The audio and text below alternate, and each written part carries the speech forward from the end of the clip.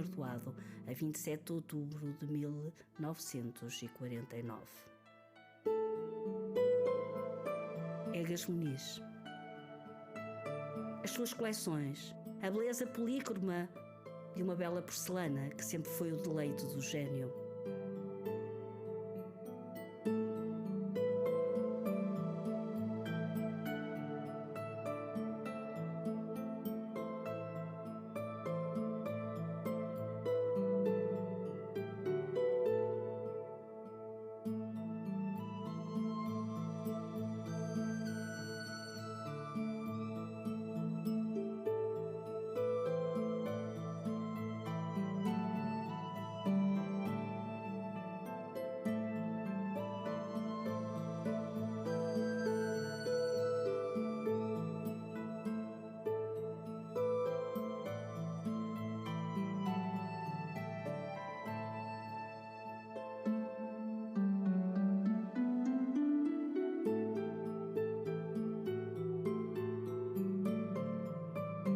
Esta casa é um repositório de raridade, beleza, antiguidade e minúcia. Esta casa representa, acima de tudo, a expressão máxima do homem e daquilo que ele entendia que podia ser o belo e que devia ser a arte. Em suma, a casa-museu define-se numa frase do seu patrono: as grandes escolas de artes plásticas são os museus. Quiseram um em cada cidade, em cada vila e em cada aldeia, para que o povo se elevasse na comunhão espiritual do belo.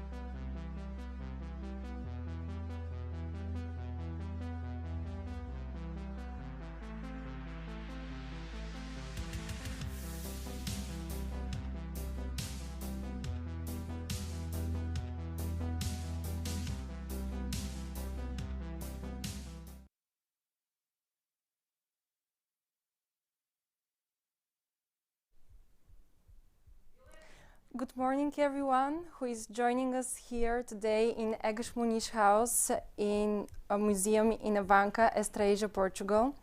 On behalf of ArtShare, I would like to welcome you to Europe Restarts, Artistic Creativity and Digital Innovation in Industrial Production Towards a National Agenda for Portugal. The aim of today's event is to gather national and international scientists, researchers, tech developers, public and private institutions, industries and artists in order to reflect and debate on creating a sustainable digital future in Portugal and in Europe. As such, today we have 3 sessions in the morning that will explore the potential of collaborations between industry, science, environment and the arts, and we will have a dedicated private work session in the afternoon. To begin this day, I would like to introduce you to our first guest speakers for a few opening words.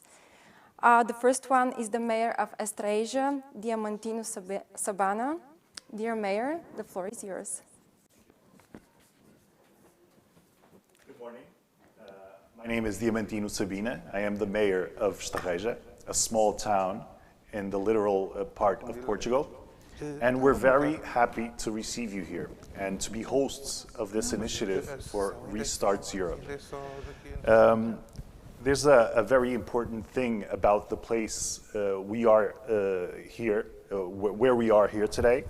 It's like we heard a museum. It's a house where Egas Moniz used to spend his vacations and where he was born. And Egas Moniz was a very important person for S+T+ARTS, actually for Portugal and for the world, because he is one of our Nobel Prizes.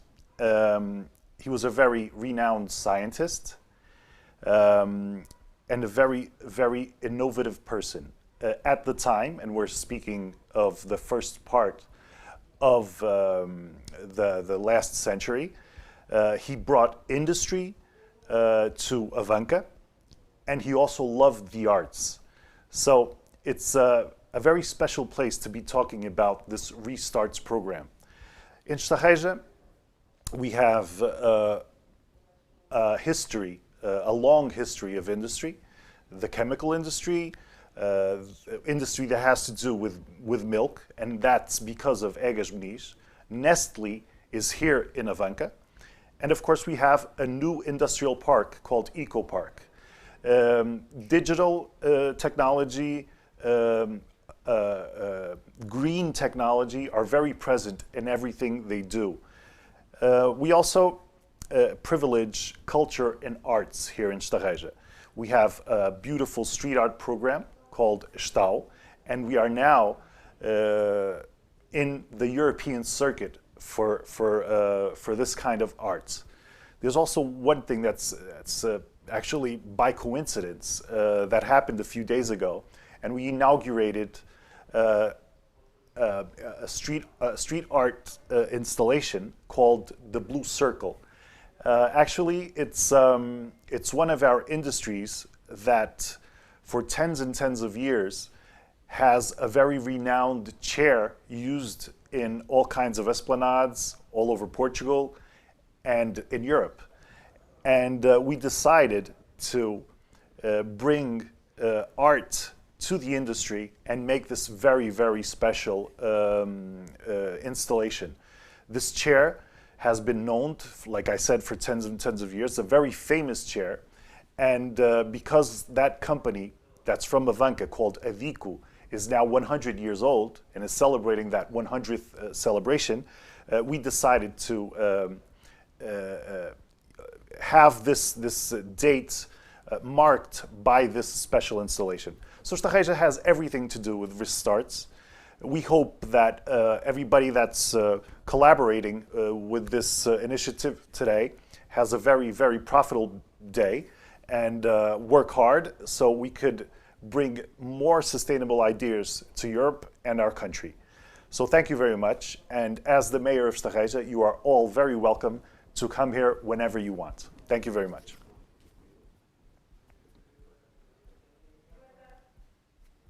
Thank you very much for the opening. Now I'd like to give the floor to the President of the Strategic Council of Aveiro's candidacy for European Capital of Culture 2027, José Ribao Esteves.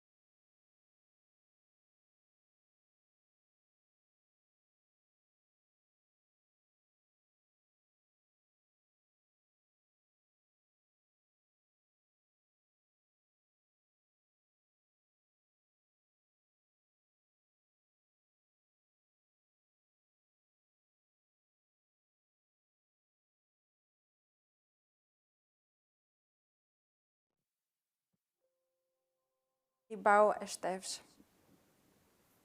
Hello, everybody. Good morning.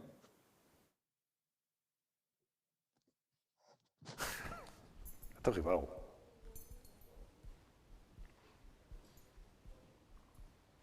Então, não.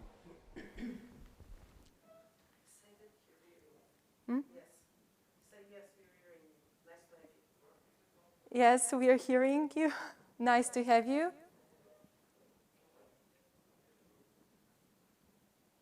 I'm sorry because I have problems with the... Can you hear us?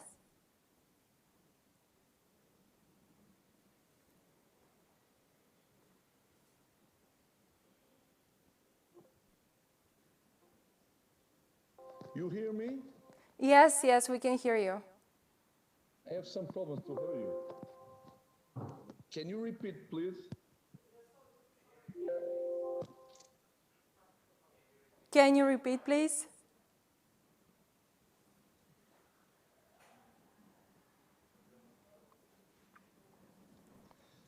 So, good morning, everybody. I'm very sorry because something with the sound is not 100% in my computer. But I would like to say good morning to everybody, and to expect that that meeting could be interesting because we are thinking about making better things with the cultural production, the mix between the technology, the electronic technology with culture. In that week, we are living in Aveiro, a special week. The name is Aveiro Tech Week. And the main idea that we have in that special week is to mix the cultural production with the technology of the communication, informatics, and the electronics. And we are very excited with the events like Createch or like Prisma Art Tech, because we think that the innovation can make a good mix between the tradition. Culture is tradition, culture is history, and the innovation that the technologies, especially in that area, communications, informatics, and electronics, can give to us that special opportunity. For example, in Aveiro, our proposal to be European Capital of Culture in 2027 mixed 4 words. We have 4 words that made the specially idea of our proposal. First, and for instance, culture. Second, environment. Third, tech. And fourth, soul. The special Aveirense soul. And so that proposal that we are making is made that mix.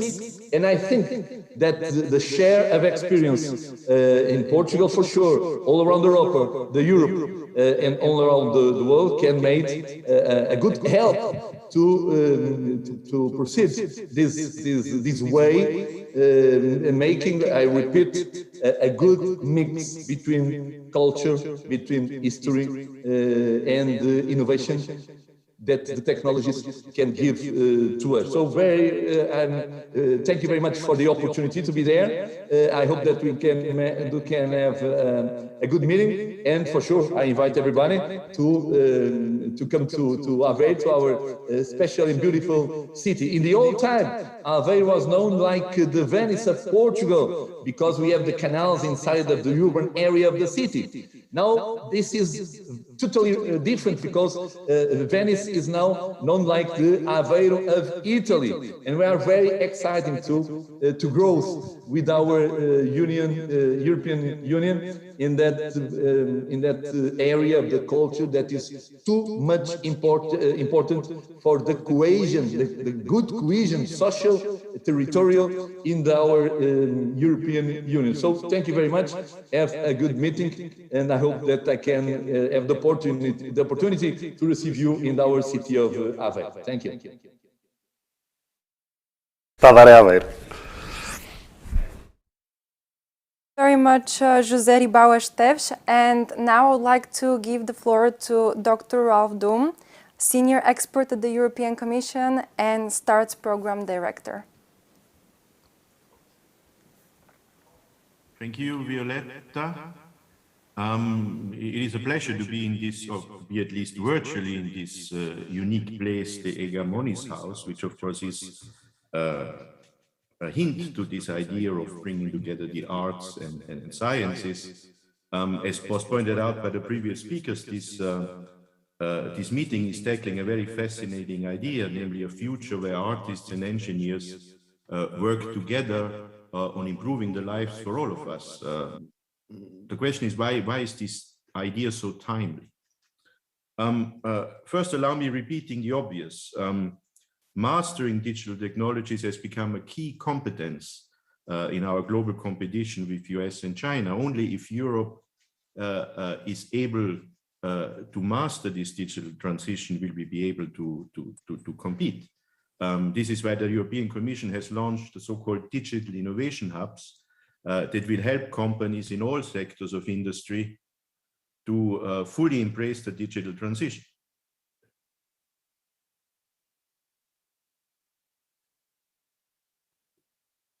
Okay, thank you.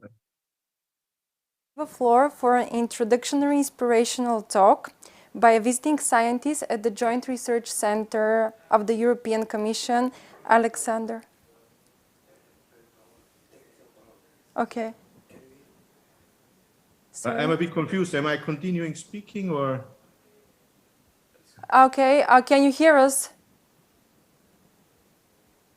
I continue, okay. We can hear you, yes.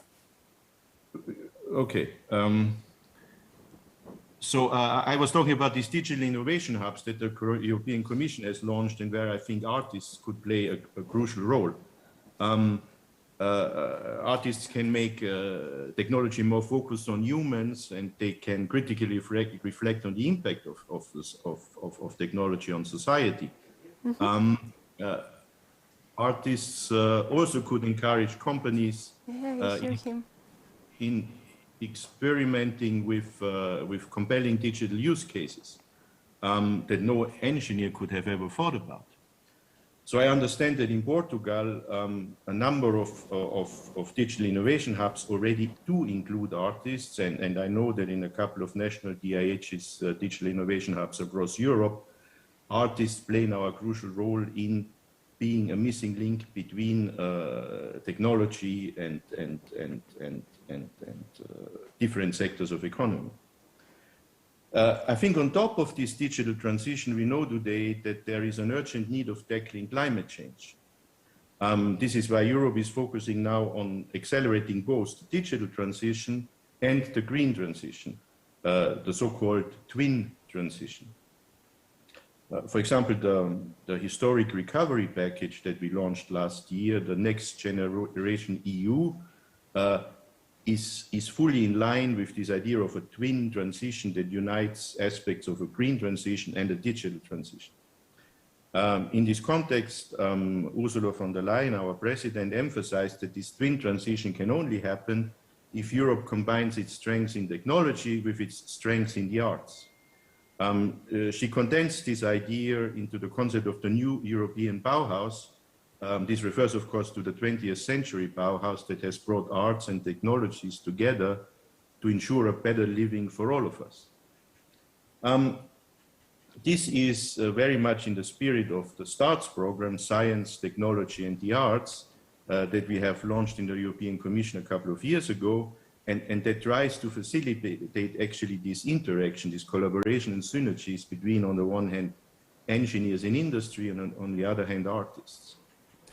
To give you a very brief example, in one S+T+ARTS project, artists, architects, neuroscientists work together with mobility and smart city experts to imagine jointly a new and different futures for cities and allow citizens to experience these futures with VR, virtual reality and AR, augmented reality techniques.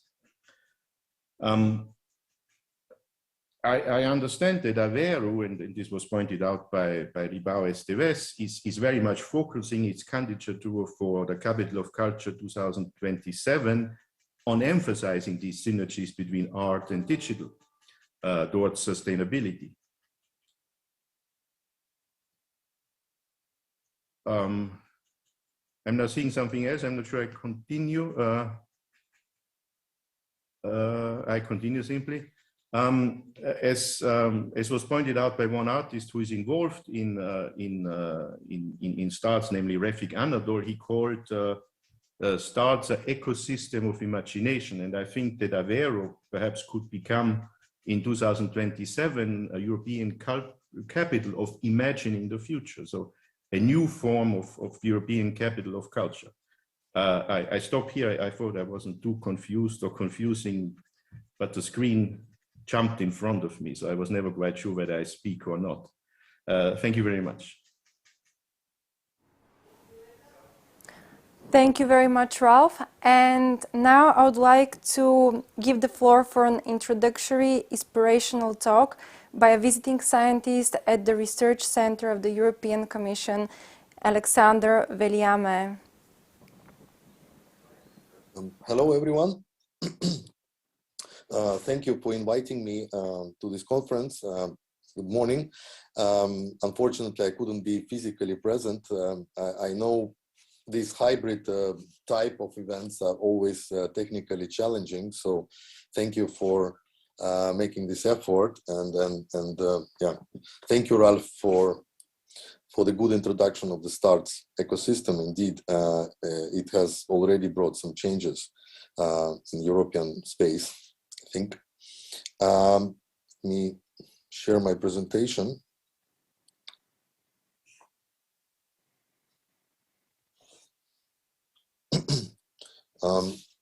So what I wanted to say at the beginning, when I thought about giving the inspiration talk, I was thinking about something like a TED Talk situation. But what we are not really in this privilege because we are online. And I think one important component of TED Talks is really seeing the audience and seeing their reaction. Because so you can make jokes, you hear people laughing. So I can only imagine how many people are watching it. But what I wanted to highlight also is that now in Estonia, we are experimenting with something called online theater, where you can have similar presentations, but now you will also hear and see people watching the performance and see also the feedback and sometimes also the sensory feedback coming from the audience. Now, when I think about what few things I would like to highlight in terms of a STARTS approach, I have a few points which come from my own experience. First of them is that there are no shortcuts. Nowadays, people want to get everything and very fast. And unfortunately, you need to invest time first to get somewhere. And when I think about the, let's say, concept, or if I want to describe what I'm currently working on, or my pathway in research and also in art, that would be this notion of art as a machine which can allow shaping experiences. While philosophers and psychologists were thinking about that in a metaphorical way, my background as an engineer and later a scientist allowed me to investigate and build the systems which really can think about that as a real true machine. Now, when I think about sometimes the years I spent studying and then doing research, sometimes it kind of feels that maybe I spent this time for nothing, or that it was kind of a circular and not a direct path. And then I recall the film which I have seen when I was a child. It's a very creative Russian director, Roland Bykov, who was an experimental filmmaker, and he was focusing on films for children. Also, he was really convinced that the children and children education is a very important part of changing our society. And the story of the film is really simple. There is a doctor who is going to Africa to save monkeys from the pirates. And you see here the pirate, who was played by the director himself. And there was this really funny song, which was saying that the true heroes always choose the alternative ways. So they are never going direct way. And, you know, I think that when we see the situation, because I have been working in many art science projects now, and sometimes artists want to get to this point where the scientists are in a very fast way. And my message would be, please invest some time. And if you have this dilemma, what to study first, I think that studying and investing in science and technology education is maybe the best way to become an artist later on.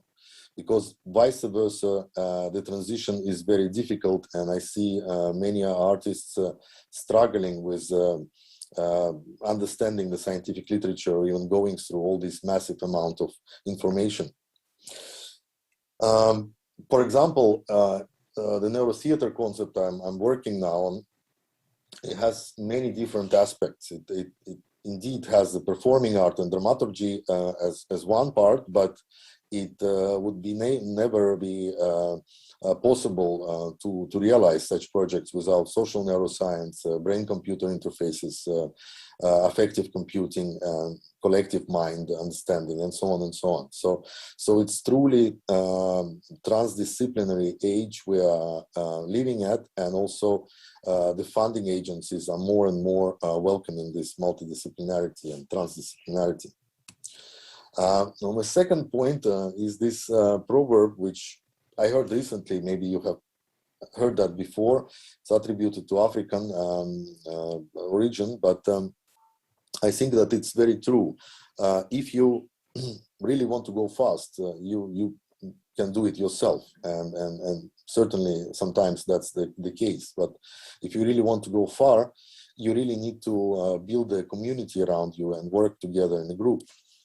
So when I think about the projects I have been working on, which had an art science component, either a brain orchestra performance or later on the neurotheater performance in Brussels, where it was really a true theater performance, which was very difficult to realize. And I never thought that the theater directors can have such amount of stress. We had here 2 dancers with neural interfaces, but we also, in this red square, the circle, you see that there was some people from the audience also on the stage connected to this biocybernetic system and influencing the performance flow. And again, here, the artists I was working with, they were saying, like, why you went so complicated? Why we have to do this big performance? Could it be done easier with less people and less resources? But I think that only with the collaboration with more than 10 people and from different fields, that really gave an interesting results, and we're still working on the follow-ups on that. My recent work was also art science project at ISPRA during the Resonances Festival, and we explored this idea of neurosecurity, where you would have these interactive systems which would detect mental manipulation and protect viewers from that. And now I'm more investigating scientifically what does it mean and what it means for policy, and that's why I'm also visiting scientists at ISPRA. Finally, my last takeaway message is that you have to be true to your idea, because again, working in a collective, you will be challenged by many people and you will have to inspire them. And only when this idea comes from your heart, when you truly believe in this idea, then you can convince other people. If you just take some idea from someone and try to develop it, sooner or later it will catch up with you, and you will not have the strength to follow it up or develop it further. So really work on your own things and let them grow. Thank you very much. Thank you very much, Alexander, for your presentation and for the interesting and inspirational talk. Now I'd like to introduce you to the first session for today, which is on the topic, the benefits of artistic creation for digital transformation industry.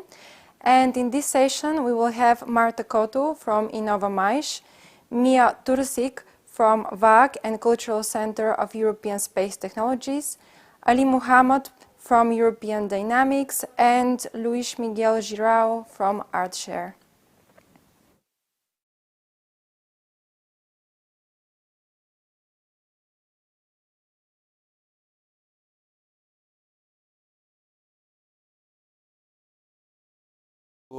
Do you hear me well? Yes, I can hear you perfectly.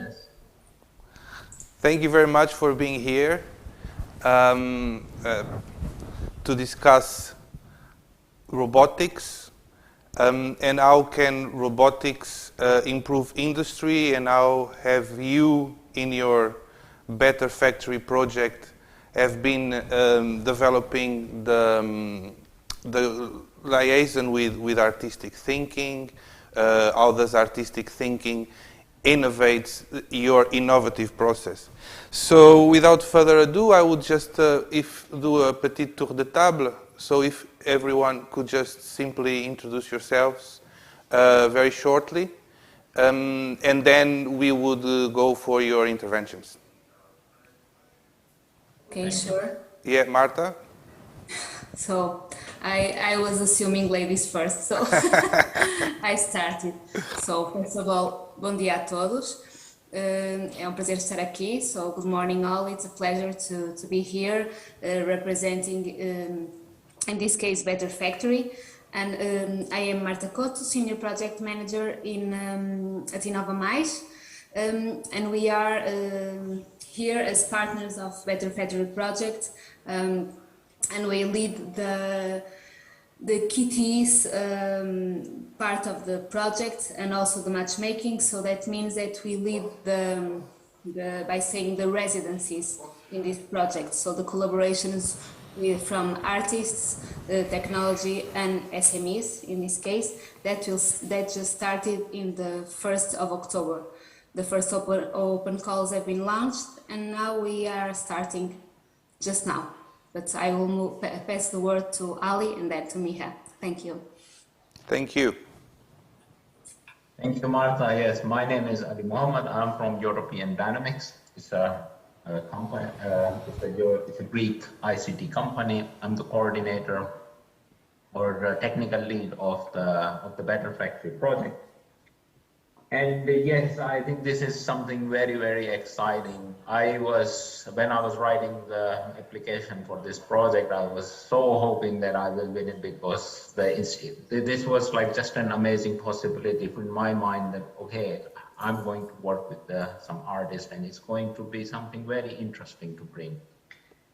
And luckily now we are doing it. We started now. We are putting the robotics companies, the technology companies, and then the end user manufacturing companies and artists in the mix. And the idea is that to make this collaboration fruitful, to understand that how actually, particularly when it comes to end user manufacturing factories, this could be very, very exotic thing for them to think that they're going to work with artists. So this has to be, in the beginning, we are trying to take it, holding hands with them. And basically generate a set of practices, generate the knowledge which can be contributed back to the community, and hopefully this happens at much wider scale in future. Thank you. Thank you, Ali. Mia. Hi everyone, my name is Miha Turšić from VAH from Amsterdam. VAH in general works in so-called public research domain where citizens are our main research community. However, artists are the one that are, let's say, the concerned citizens, the one that are a bit more sensible and maybe see the world in a different way, coming from different perspectives. And that's why we are so inspired by their work. And in the context of the Better Factory, VAH acts as an art mentor, so supporting these residencies, supporting collaborations between manufacturers, tech providers, and mainly trying to find ways how artists can also innovate new technologies, not just artworks, not just, let's say, products as designers do, but also trying to, in collaborative way, understanding what's the challenge and how can we overcome the challenges that are ahead of us. So that's kind of our take at the project. So I was wondering if you could give us a more concrete example of what you have planned. I mean, in terms of context, so what is the context of the action? Which industries are you working with? I guess you're doing this with use cases. So if you could just let us know a bit more about concrete use case. And then I will be very curious to learn of how are you engaging the artistic practices for the innovative side, meaning what do you think is going to be the outcome or the expected outcome of such an action? But feel free to choose who's going to speak, I guess. Marta, you can actually describe some of the use cases, or Miha. Yeah, okay, so we just have, like I said, selected the winners. So we had a lot of applications, and in the end we selected 7 to start in October. So they are very different, but of course they have some things in common, like the technology. A lot involve robotics and 3D. So for example, one of the winners, because they are already public. So the one is Better CNC Factory is the name of the ETE. And the objective of this one is reducing waste from CNC productions by anticipating waste sheet material before production. So this is one of them. And then in all of them, the main challenge of the artists, so they have 2 different challenges. One more concrete, to try to innovate the product, and another one that is more longer in time, that is a mission-driven challenge, to try to think in a way how can the factory alongside with technology help reducing waste. In this case, this is a more mission-driven objective, not so more broad and not so concrete. And for instance, another case is Fold, is the name of the kitty that has won. And this one includes the SME that is Aeropack from Bulgaria. And the objective of this kitty is modular cobots for production of stone paper innovative products.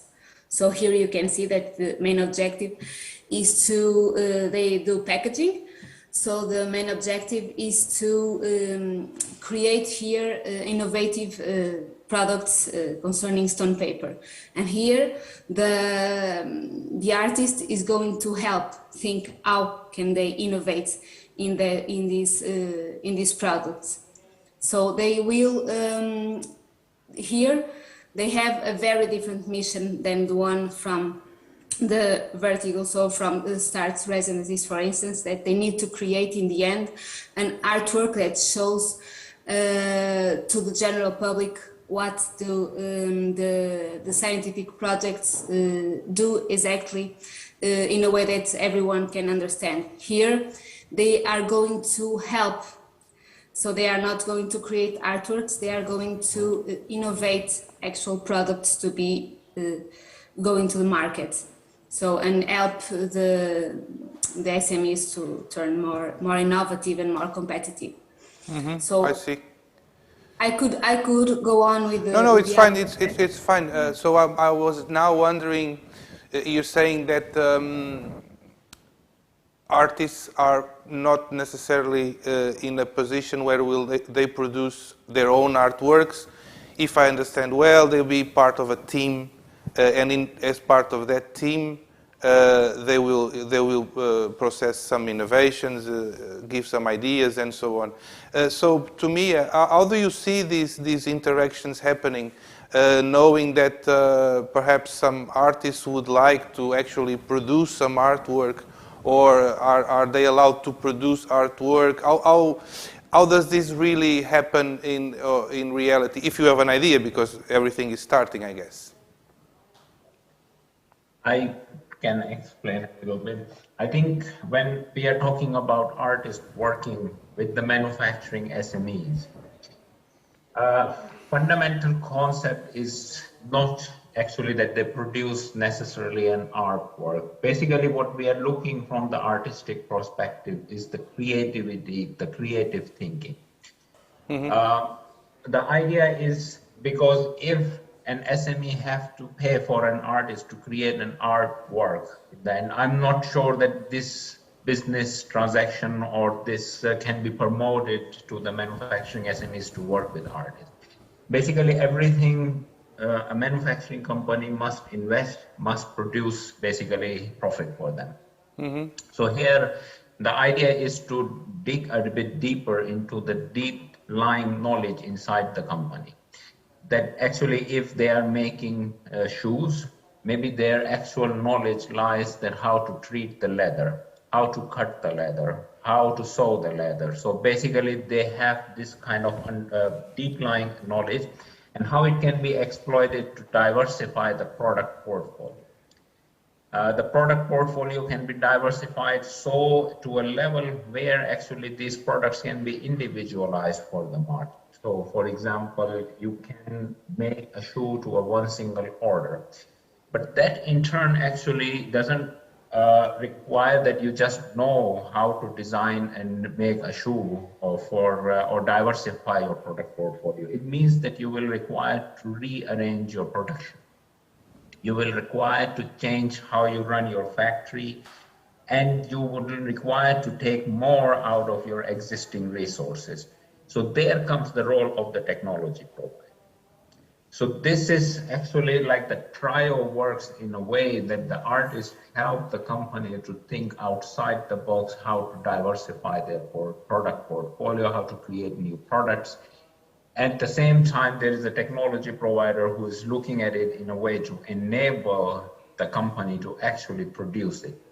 So we think that this combination of the three can work if we want to promote that artists are more utilized by the manufacturing sector, especially SMEs, because producing just artwork, I think actually every product which is coming out of manufacturing is a piece of art, and in many cases, especially for the manufacturing SMEs, mm-hmm. I think there is a very deep underlying knowledge in each of them to create that piece.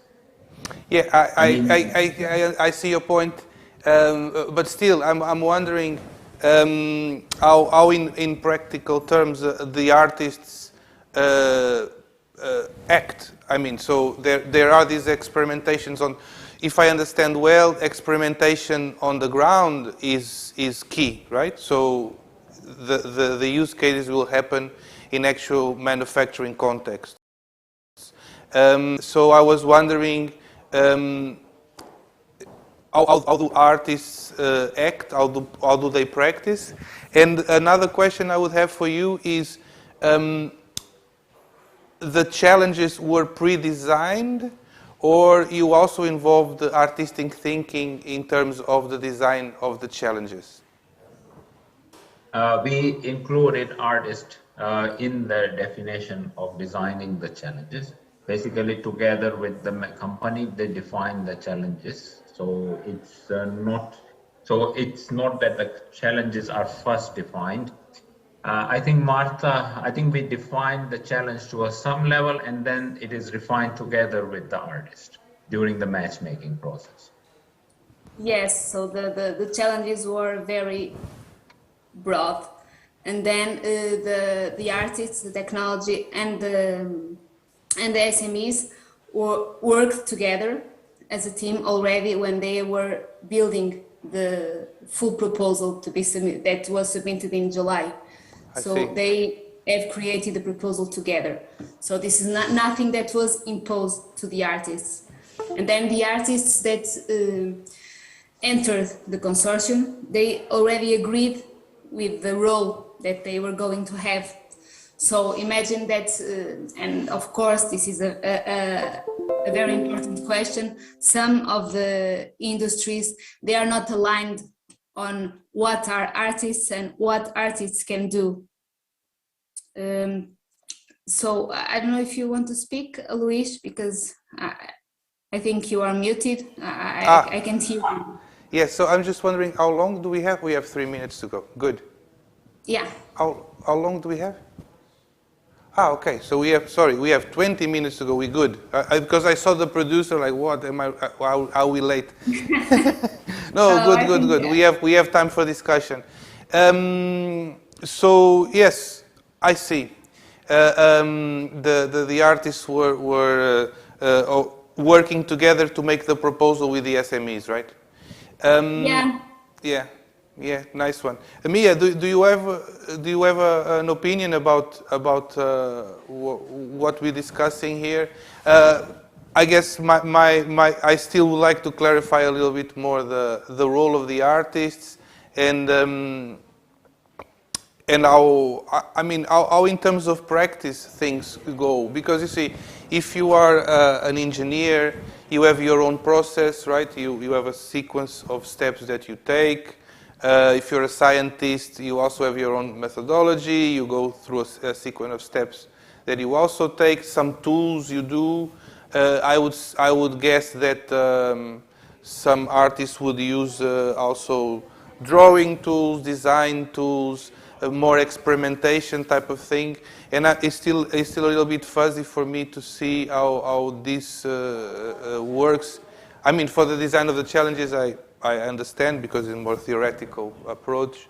But Mia, do you want to say something about this? Yeah, I mean, first, let's not think of artists like these Renaissance geniuses that can do everything and invent the new world. Most of the artwork, especially the one related to technologies, is really collaborative work. Despite at the end you have the author, I mean, artist as the author, there are sometimes big teams behind of different types of experts. Mm-hmm. And also some artists have their own studios with different types of experts, even inside of the studios. And that's especially a practice in our STARTS ecosystem. We're not dealing with individuals. We're dealing with groups, with teams, and also just a project-related collaborations.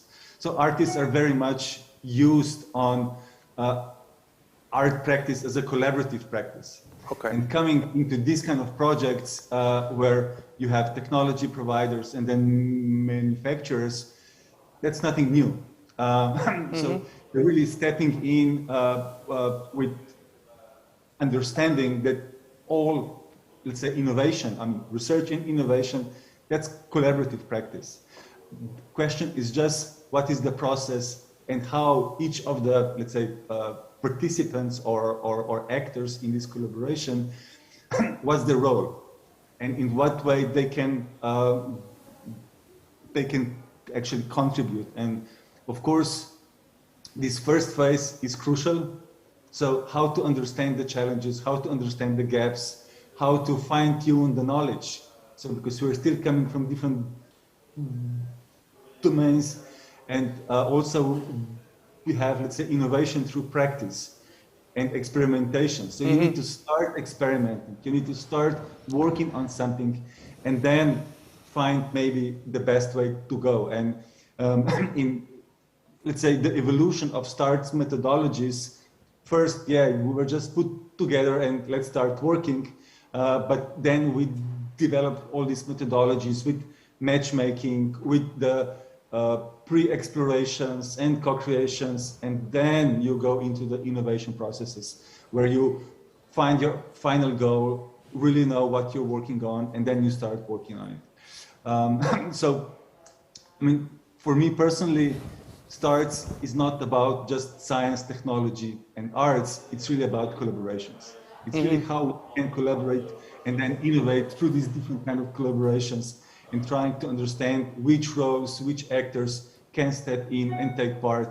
Also because we are aware that technology is an actor by itself as well. That the environment is an actor that participates in the effort. And also in arts, we collaborate with so-called the environmental actors that are, let's say, the plants, the microorganisms. So we're not related only in this, let's say, the modernist role of scientists, technologists, and artists, but there are others as well. So it's really, I would say, a collaborative journeys that we are exploring and trying to find the best outcomes out of it. Yes, very interesting perspective then. So, and thank you very much for your very nice view of evolution of STARTS and so on, right? What you just described, I think it's very well put. And also Marta referred to that, what was the first experimentations with vertigo and so on. So if I can summarize a bit, we can say that all these projects happen a little bit in a form of a consortium where the artistic teams, we're not talking about one artist, we're talking about maybe even a small company, artistic company, that is then collaborating with the other companies and resources around. So this is a very interesting change from my perspective, because I remember around 20 years ago when I made my company, and for many, many years I was very surprised to be the only artistic entrepreneur, right? Because in general, and I'm talking specifically about Portugal, the role of artistic practices is normally embedded in associations, not NGOs, non-profit led things. So I was wondering then, the artists you're engaging with, they also they change, I mean, from this base model I have in my mind, from the past. I'm happy to hear it's different, right? So they also engage in this notion of going further. So what is the, in the sense of business, right? So artists also engage in the notion of business. Does this imply in your use cases and the process of the use cases, what do you expect might happen afterwards? I mean, is going to be a new product coming out? How will these different partners be part of that development? And, questions like IP sharing and all that, have you discussed that, or this is a too early stage? No, it's not too early stage. This is something you have to think before you do go this. So actually, Innova is here and they are in charge of that particular thing, because it's, if you put a mix of, as you see that in our case, we have a mix of some company which brings some technologies, someone who has their production and their products. And then there is someone who is coming out with ideas and with their knowledge and expertise, the artists. So in the end, all of this should generate some new IPR. And in our case, we have defined that how the IPR should be owned. Actually, how the IPR of the product, of the new product or the new should be owned, should be negotiated between the artist and the end user company. So either the end user company should be able to buy the IPR and say that, okay, we want to continue to use this product, make this product. We do not want artists to go around and sell the same idea to other companies. Because this is not even about the new product. When you work closely with a company, you come across their deep secrets and deep knowledge, especially in the manufacturing sector. Many of the companies, their IPR is deep embedded into people working inside. And so that's one thing, that their IPR should be protected. But if the company decides that artist is okay, that they can have the IPR of the idea, they can go and sell it. Actually, in our case, we have the whole this process works in phases. So you heard already that we had the matchmaking process. Then we had they come together, they discuss, they make the proposal, we help them. Now we are going to help them through the process. And then the last phase is what we call the scale-up phase, where we are going to bring artists to the possible investors, together with the manufacturing company or independently to the investor. Basically, some years ago we had problems in Europe to find investment. That was the situation. In the last few years, actually, I think the Commission and many other, they has done an amazing job that now market is flowing with the investment, overflowing with the investment. So we think actually this is a good opportunity to create a new investor market actually for artists and new products and for this. So we are, that's the ultimate, let's say conclusion we are going to reach, that the success would be for us that these artists are able to raise capital and go forward with the development of their brand and business. This is a very interesting development. You see, I'm very happy that you are very positive about the evolution of investment. I'm very happy that you see that. And actually that the EU has been doing positive actions in that direction. And it's really, really interesting to learn this notion that artists would also be engaged in raising capital or going to the investment pitches or joining the other companies into this. This, for instance, I would see as a very daring idea for what I see in Portugal and what I see in some other countries. As I said, that where artists are more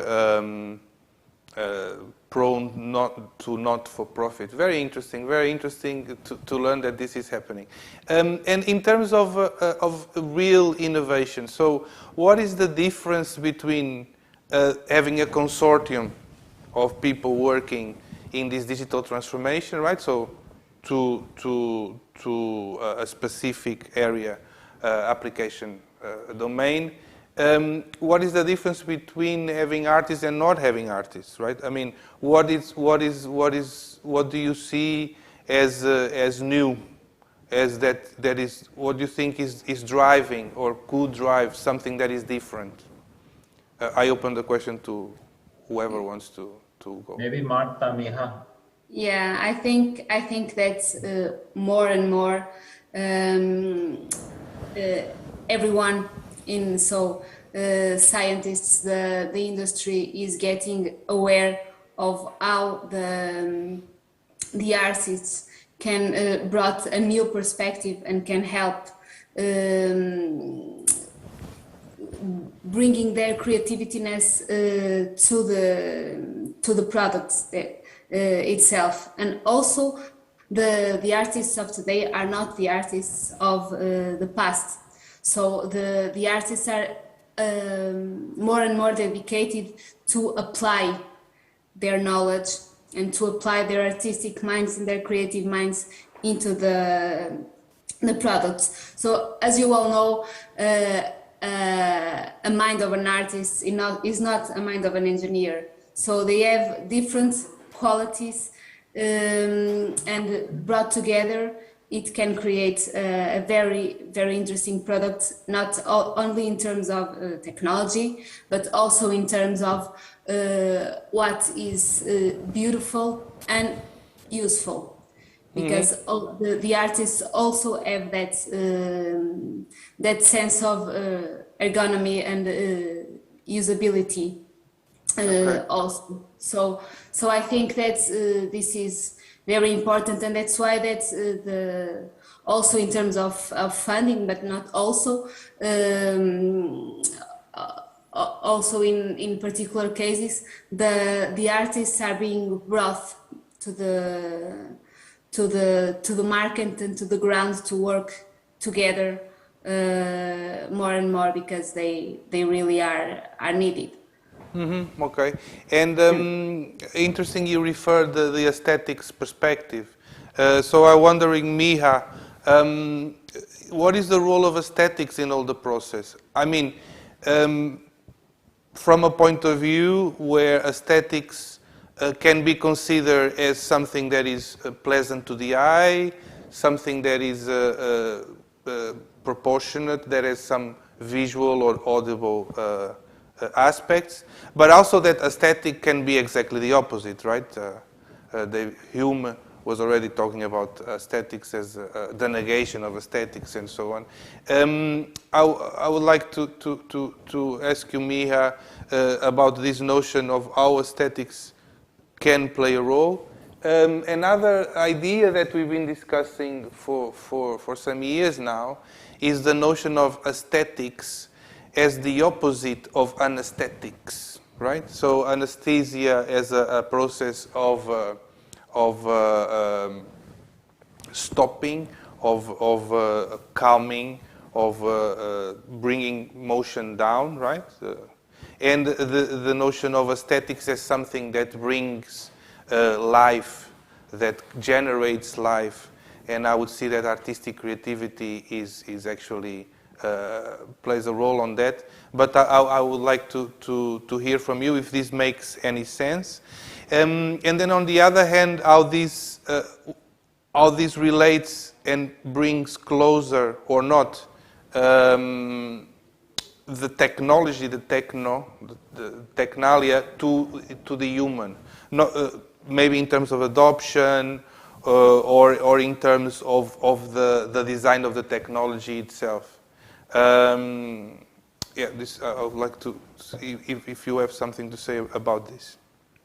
I mean, it's actually a very good question, because the aesthetics is not just the facade, the surface of an object, of the item or service, but it's more the manifestation of the process, of materials used, of all actors engaged in the process.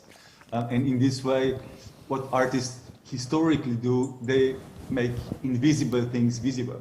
So they make the whole process visible in the final object. And that's how we also, through morphologies, identify where the object or where the style comes from.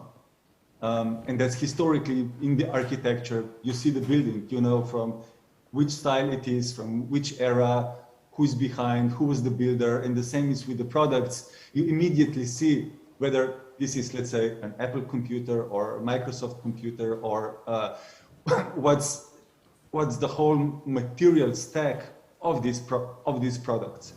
And in this way, the role of artists in contemporary aesthetics is not just the final look, but being part of the process in a way that the final outcome is relevant, is pleasant, is let's say comfortable, that it's accepted in a way. Because we have a problem of the acceptance of new technologies. And how do you solve the problem of the acceptance of technologies? That you involve users, preferably end users, into the beginning of the process, so that they are part of the whole process. If you are addressing, let's say, the urban furniture, so benches and these kind of things, I mean, you have to work with the citizens that will use at the end these benches. You need to work with the municipalities or the provinces that are investing into this equipment because they will have to maintain it. And in this way, also the final aesthetics should represent the agency of those final users. If it doesn't, yeah, it doesn't work. And also the whole comfort is not there. I mean, the aesthetics is not just beautiful paintings anymore. Aesthetic is really the manifestation of the process. And more artists are engaged in the process, better is the final outcome. Very good. And Ali, how do you see that from the more technological side? Do you see that this artistic engagement is supporting a little bit more actually the challenges of the digital innovation hubs, which is to convince industry in general that innovation is good, and allow experimentation and so on. How do you see the role of experimentation in this aspect of convincing companies? Is it working from your point of view? Ali? I think, yeah, I think it is, at least from the first round, we think that it is working. The thing is that we are at the starting point of this. At least as far as I see, I know that the big companies have utilized this kind of expertise for a very, very long time. Actually every car probably we drive is designed by some artist or some group of artists in there. In combination with the technology people, but actually for the small, medium-sized companies, this is something new, which represent actually around 98% of the whole manufacturing demographics. So I think there is a possibility. I definitely think that there is a possibility, but we have to take our first steps in the right way, in the way that we can create good stories, good material to tell to more, good results from these experiments, because our biggest, I think our biggest ambassador of our words are going to be these initial companies, these initial SMEs, which we are going to support and help and create something.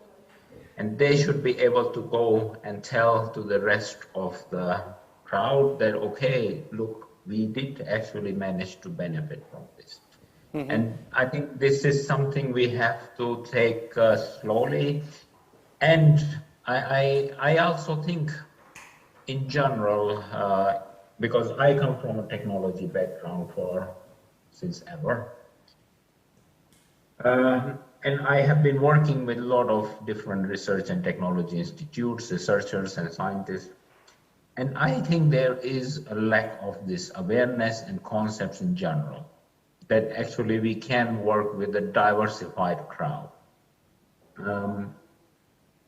In general, what I have noticed over many years, if you look at any European consortium which is coming together to do some development, the dissemination and dissemination is also done by one university.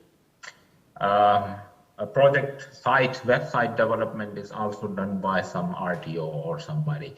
So there is, we are lacking the concept of, I think we are lacking the concept of relying on a specialist, because it takes much more effort in communication, because people from different backgrounds, they speak different language, they have different point of view, and bringing all this together is quite hard. It is difficult, and most people like to sit together with the technologists like to sit and work with more technologists, because it just goes very easy.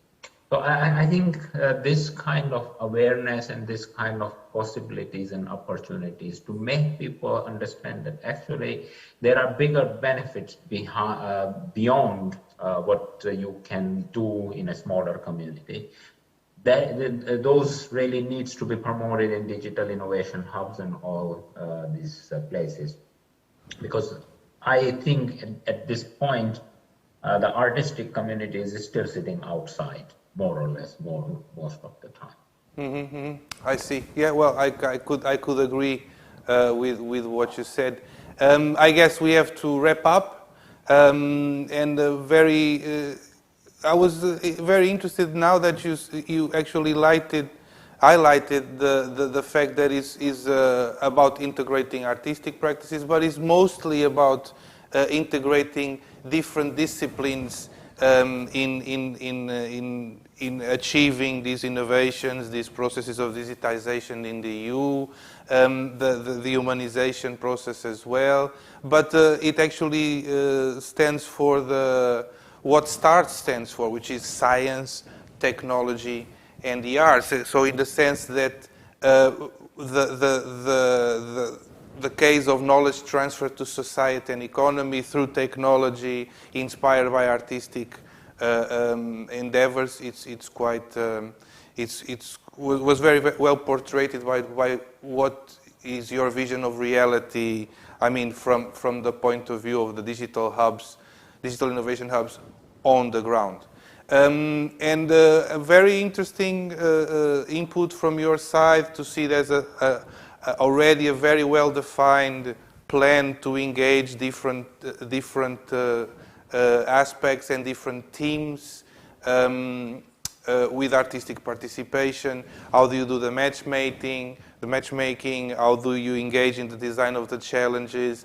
How do you then support people in executing those ideas that they proposed, and then even going further to attract investment? That's exactly the spirit of the DIAGs, and the spirit of engaging artists in all these. So I would like to thank you very much for contributing to the discussion. Hopefully we'll have more opportunities to further develop these ideas, and looking forward to see the results of your project in nice products, processes, services, and hopefully nice companies. Thank you very much. Thank you very much. Yeah, thank Thank you all. Bye-bye. Thank you. Bye-bye. Bye-bye. Obrigada, adeus. Adeus, obrigado.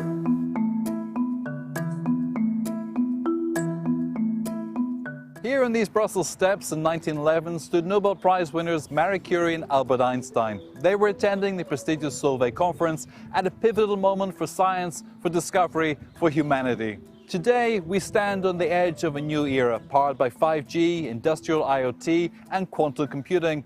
The challenge for the European Parliament and for the whole of Europe is to go further, as Isaac Newton said, by standing on the shoulders of giants. When we speak about the Internet of Things, we need to see it as an enabler for data analytics, for forecasting, for innovation in each of these sectors. Digital by default means human-centered by default. It's very important. And secondly, the focus on citizens needs to pave the way for the European Union to be competitive in the new gigabyte society. Imagination, said Einstein, is more important than knowledge. Knowledge is limited. Imagination encircles the world.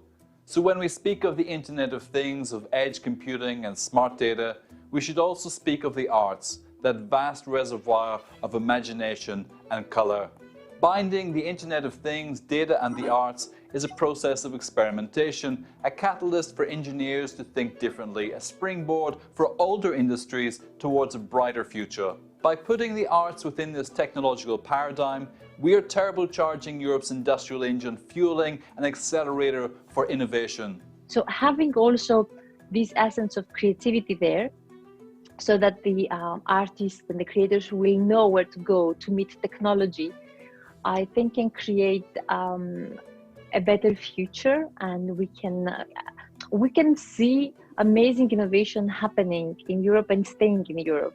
Both when we speak about scientific work, but also creative work, there's a big chunk going into trials, sometimes even errors, until you get to that masterpiece and until it's ready. So it's definitely complementary rather than being a self-excluding process. Policy discussions in all sectors are punctuated with mentions of artificial intelligence, but who really benefits from AI? As European Commission President Ursula von der Leyen observed, we must ensure technology is human-centric. She said, it is time for what distinguishes human beings, time for what computers can't do, empathy and creativity.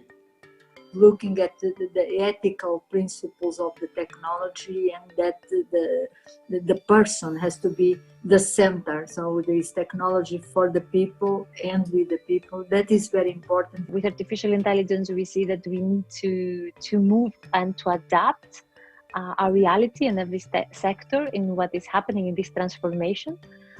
So the need for a European digital innovation hub in every country, I would say even in every city, it's now there more than ever.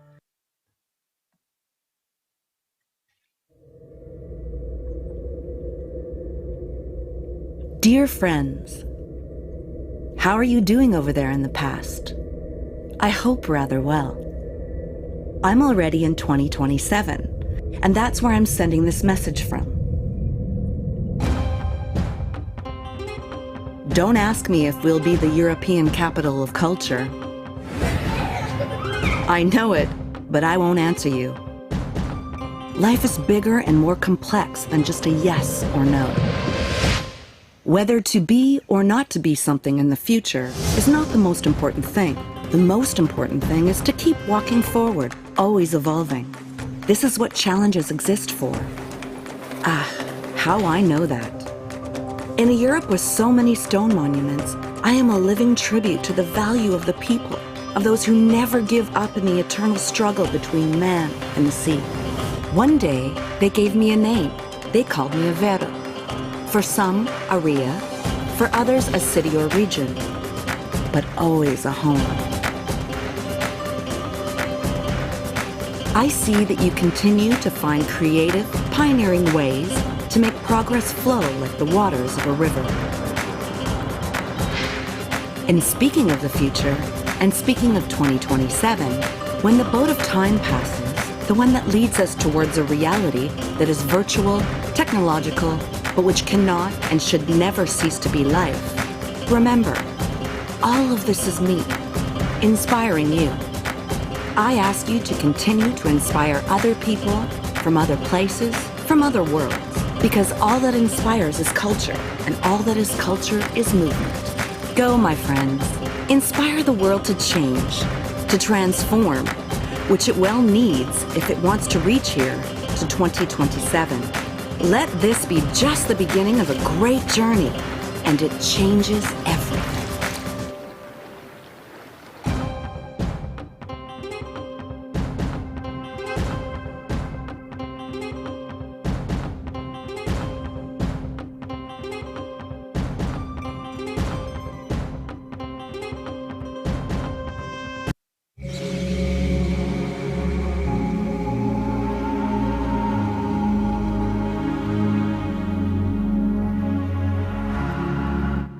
I personally see strong similarities between science and art. Both thrive on imagination and curiosity. Both demand out-of-the-box thinking. Both encourage critical reflection.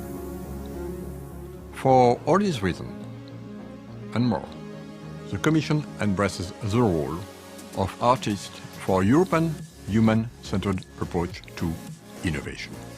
We finance the program S+T+ARTS, innovation at the nexus of science, technology, and the arts. Is about collaboration between arts, technology, science, and delivering good impact for society. I guess the collaboration is really about pushing boundaries of what is possible, giving a new policy direction for technological innovation. The match between science and technology, we often forget where it comes, and if we just think about the Bauhaus 100 years ago, there was a new method of production, and the artist, the architect and the designer, they revolutionize the way that we conceive our spaces, our objects, and they open huge capacity of production for the industry. S+T+ARTS is really a fantastic opportunity to bring people from very different sectors together. I normally would have never had the chance to actually go to a genetics lab And I think most people don't get that chance in their lifetime.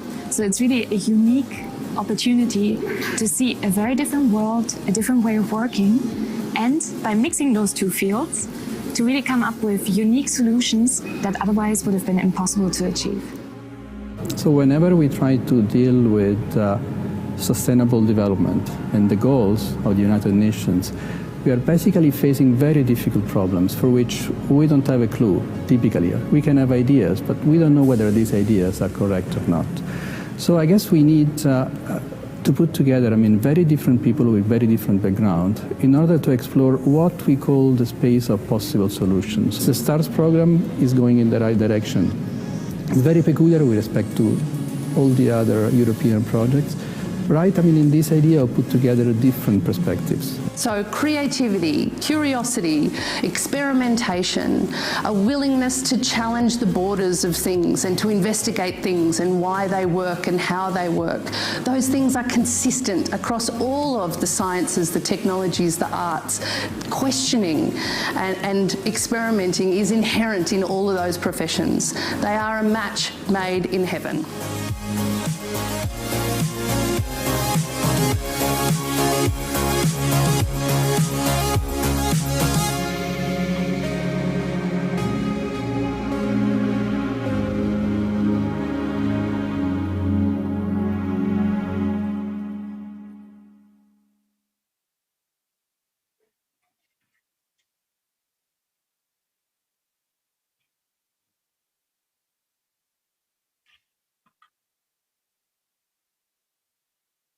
Olá, é um gosto estar convosco.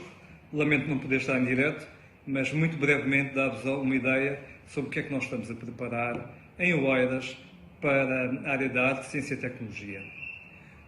Oeiras, como é do vosso conhecimento, é um município que se diferenciou de uma maneira sistemática ao longo das últimas décadas. Primeiro, nos anos 80 e 90, através de um trabalho de inclusão, portanto foi o primeiro município do país a acabar com o flagelo das barracas e, de facto, a desenvolver uma política sistémica de habitação. Depois, na década de 90 e no início deste século, Oeiras desenvolveu uma política extremamente ativa na criação de oportunidades para as empresas, sendo hoje a sede dos maiores parques empresariais do país e sendo hoje o segundo município que gera mais riqueza medida em termos de PIB a nível nacional.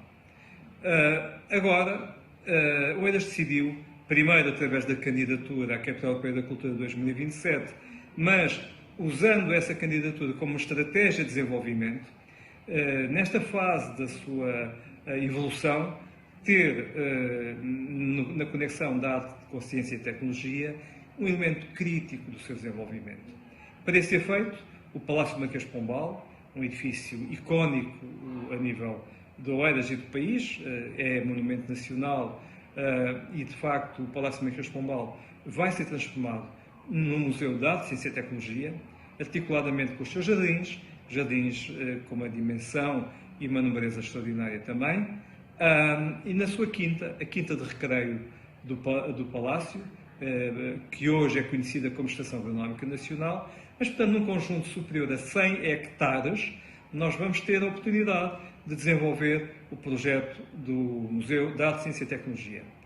O Palácio Marquês de Pombal é rodeado de um conjunto de estruturas da área de investigação, por exemplo, o Instituto Gulbenkian de Ciência, o Instituto de Tecnologia Química e Biológica, o Instituto Nacional de Investigação Veterinária e Agrária, o IBET, etc, etc, etc. Temos aqui uma série de estruturas de referência internacional nos seus respectivos domínios a trabalhar em torno do Palácio. Portanto, uma das áreas óbvias de relação é o Centro de Pesquisa em Arte, Ciência e Tecnologia, que já estamos a constituir, envolvendo o conjunto das entidades que aqui estão a trabalhar, mais outras que estão no Conselho e outras estão fora do Conselho. Temos o lado da educação, a educação para a arte, ciência e tecnologia, e temos o lado das dinâmicas positivas contemporâneas, num espaço que, de facto, nos vai permitir, tanto no contexto do espaço interior, do jardim e da quinta, desenvolver uma miríade de projetos que estão em preparação. Ao mesmo tempo, estamos a criar o Hub das Indústrias Criativas em Arte, Ciência e Tecnologia. Um espaço para o desenvolvimento empresarial, na ótica da incubação e das startups, um espaço de 10 mil metros quadrados que já existe, que foi adquirido pela Câmara e que está no triângulo da Fábrica da Pólvora, Tagus Park, Hub de Artes, Ciências e Tecnologia. E este nosso Hub é um Hub que vai ter a oportunidade de receber uma série de projetos a nível nacional e internacional, e exatamente com estas duas componentes nós esperamos cada vez mais contribuir para que também neste domínio o AIDAS seja uma referência a nível nacional e internacional. Espero que a vossa conferência corra bem e espero também que possamos trabalhar em rede nestes projetos que hoje, em Portugal e no contexto europeu, se desenvolvem precisamente no domínio da arte, ciência e tecnologia. Bom resto de dia para vós. Thank you, José Barato Xavier, for the presentation of the project for the Museum of Art, Science and Technology in Aveiro. Now, our second session is from STEAM to STARTS, Advancing Digital Skills and Jobs in the EU. In this session, we will have Nuno Moutinho from the University of Porto, Sandra Martinho from Microsoft, and Luís Miguel Girau from ArtShare. For the beginning of this session, I would like first to invite for introduction by António Bob dos Santos, Executive Coordinator of Programa Impulso STEAM, Resilience and Recovery Plan. Hi, good morning. First of all, I would like to start by thanking the organizers of this event for the invitation to be here today. One of the biggest challenges for Europe in the next coming years is to respond to the growing demand for professionals in technological areas. There are more and more companies in need of digital skills, important to deal with advanced technologies, such as artificial intelligence, creating great pressure on the market and on education and training systems. The digital transition implies a joint effort between public policies and the private sector, between higher education institutions, schools and companies, in order to train our young people with the appropriate qualifications so that they could succeed in a competitive world. The intersection between science, technology, engineering, and the liberal arts is essential for Europe to become even more competitive. In Portugal, we are strongly committed to encourage our young people to opt for technological and digital areas. We have the Impulso Jovens Team and Impulso Adultos program, taking advantage of the opportunities provided by the Recovery and Resilience Plan. So this is a very important program to Portugal to respond to the shortage of digital skills and technological skills in the next decade. So in this panel, in this morning, we will have a group of experts who will debate some of these topics from my side. Thank you very much, and I hope you have a good session. Thank you.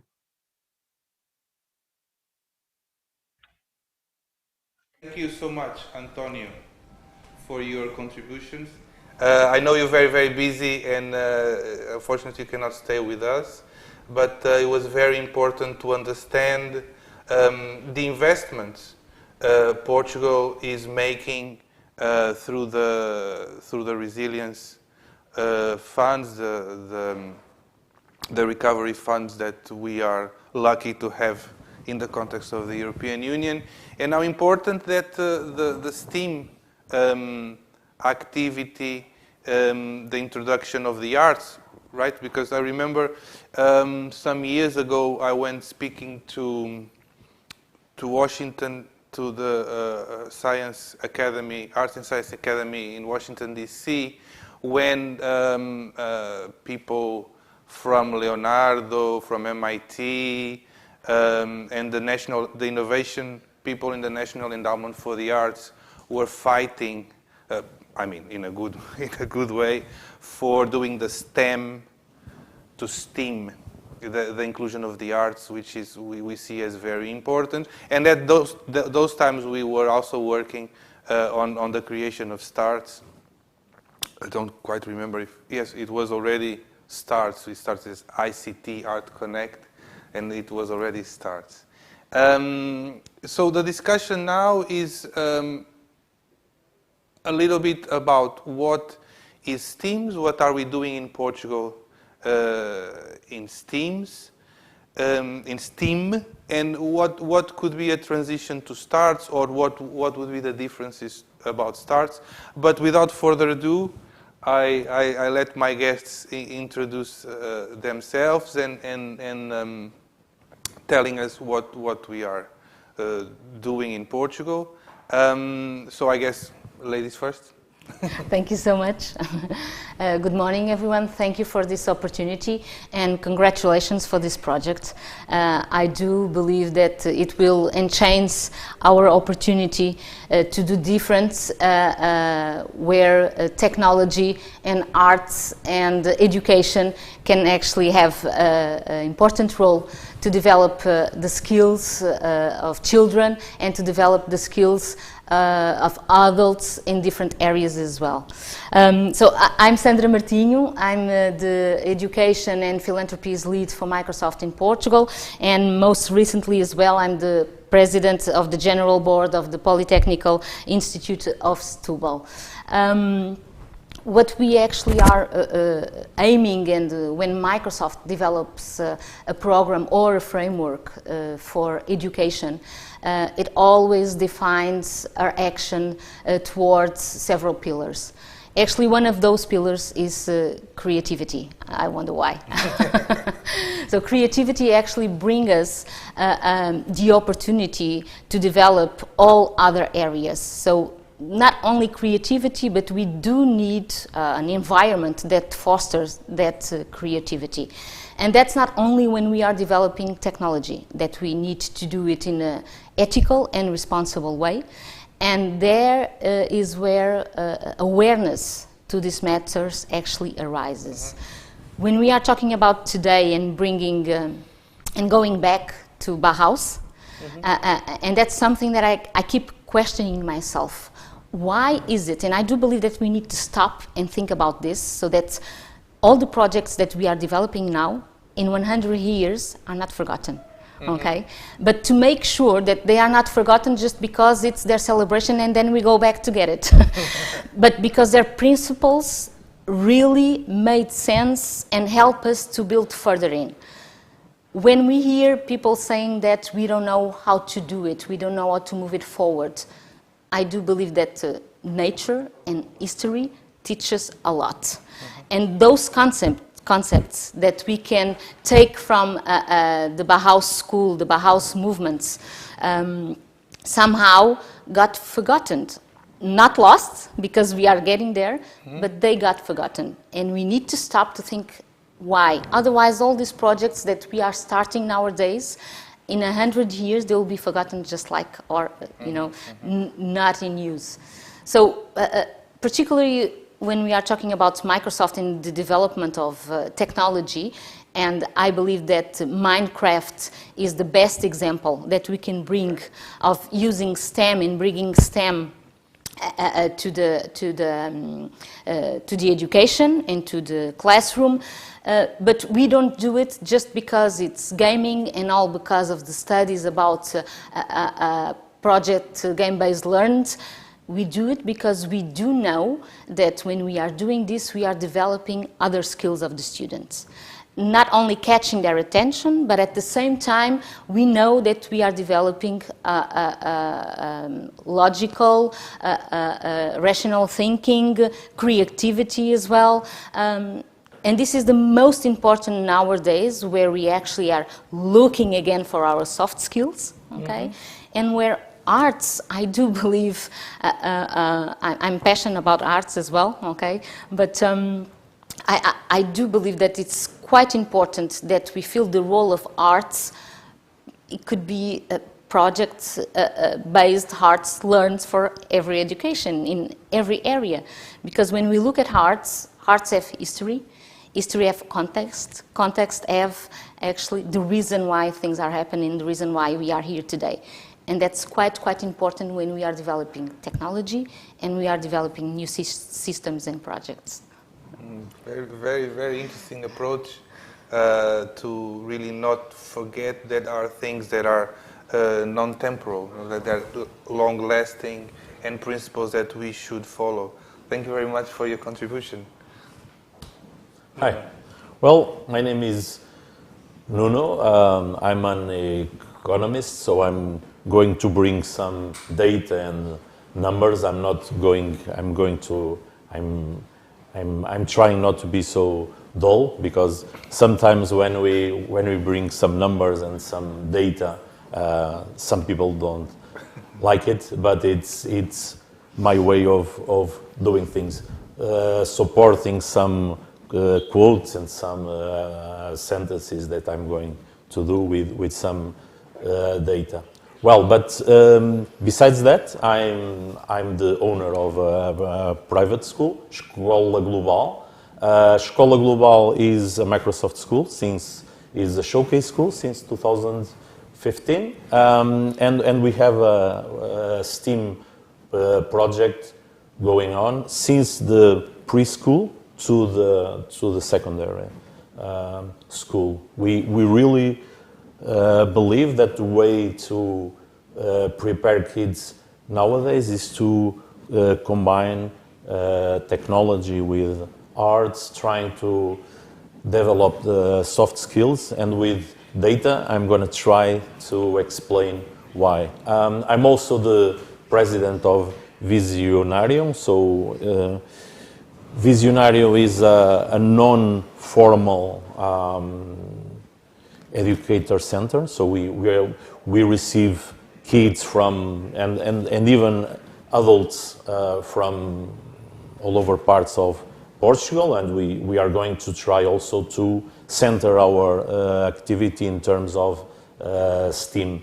We have lots of projects going on, and Luis, in fact, was one of our first supporters. We had our first activity in Espinho some months ago, combining arts with technology, because we really believe that it is the way to do it. I also investigate in the field of communication sciences. I participated around, I don't know, maybe 3 or 4 action projects, projects with schools, also trying to do the same thing, developing soft skills, trying to bring awareness to some important topics like climate change, like obesity, and do it at the same time developing digital skills and lots of soft skills, critical thinking, like Sandra said, very important thing. And so I really believe that we need to bring arts to the center of the STEAM. Arts is probably the most important thing in STEAM, and usually it's like, oh, we need also to include arts. Usually it's the last thing that we put, and we really need to put arts, and I'm talking about arts in a broader sense. I'm talking about humanities, like Sandra said. I'm talking about philosophy also. I'm talking about history. I'm talking about languages. So we need to bring all the areas to work together. But if we want to really develop soft skills, and I will try to show you with some data in this discussion, we really need to put art in the center of the STEAM. Happy to hear that so strongly put by an economist, right? So, what else can we say, right?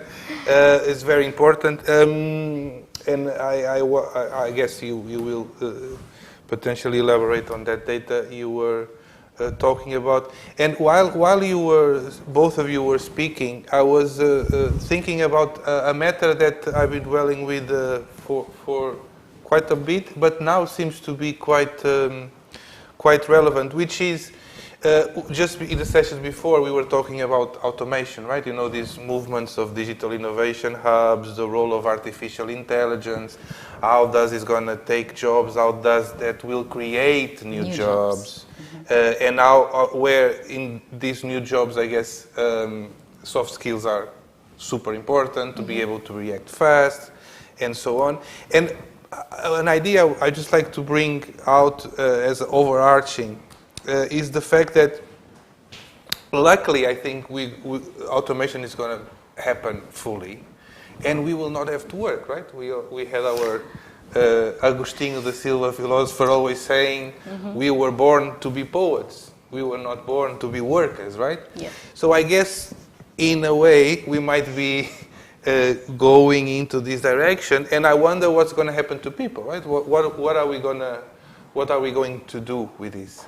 And again, my hint is that all the creative sector, all the productivity on the creative sectors and consumption on the creative sector, meaning arts, literature, appreciation of nature, appreciation of history, and all that, I think it might grow.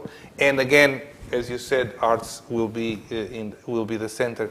But happy to give you the floor if you want to explore some more ideas. I was talking with Nuno Moutinho before as well, so he has some numbers about automation, so I'm going to leave that to him. But regarding when we look at actually technology and human capacities, and we are starting as well to have the conversation about the humanization of technology, okay, which is very, very relevant. We will coexist, no doubts. What we need actually to do, and as you were saying, will not be working anymore, or I don't see it that way.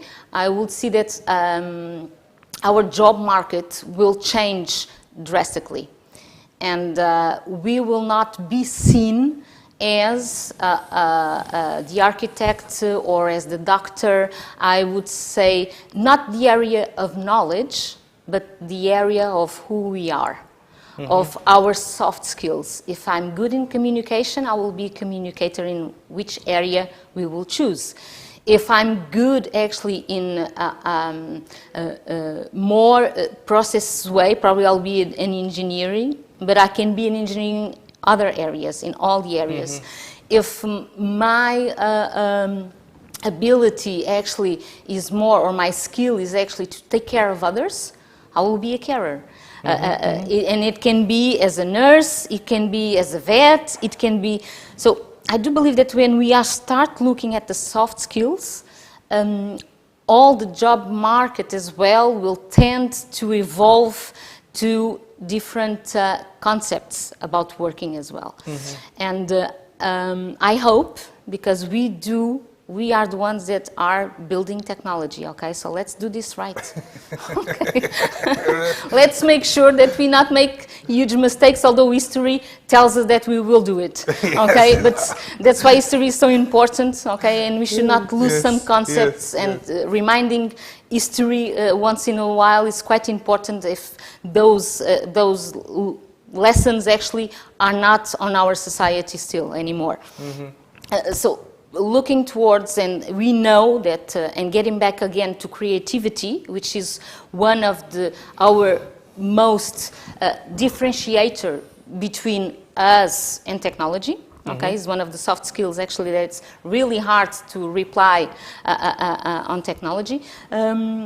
We actually need to enhance creativity to develop all the other areas that we need to develop as human.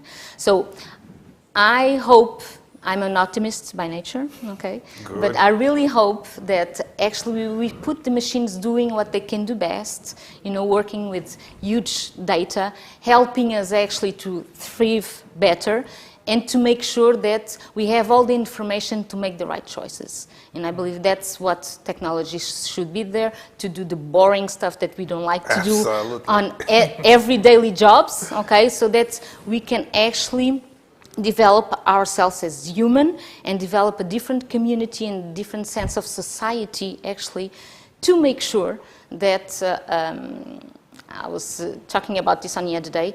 I'm not worried about the planet, because the planet will survive, no doubts. Probably we will not. And that's the difference. Instead of being worried about the planet, we should be worried about us. So when we make this, the switch from, or the switch actually, from the planet to us, we'll see it in a different way. So stop worrying about the planet and start working about us, what actually we are doing to make different things, because the planet will survive. Something will happen for sure, and history tells us that as well.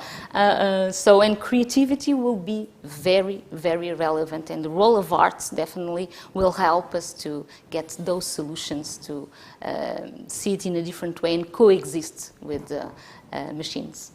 Very, very interesting. I'm happy you're an optimist, because I'm also an optimist, and I really see a better future in all what you describe, and even the role of machines.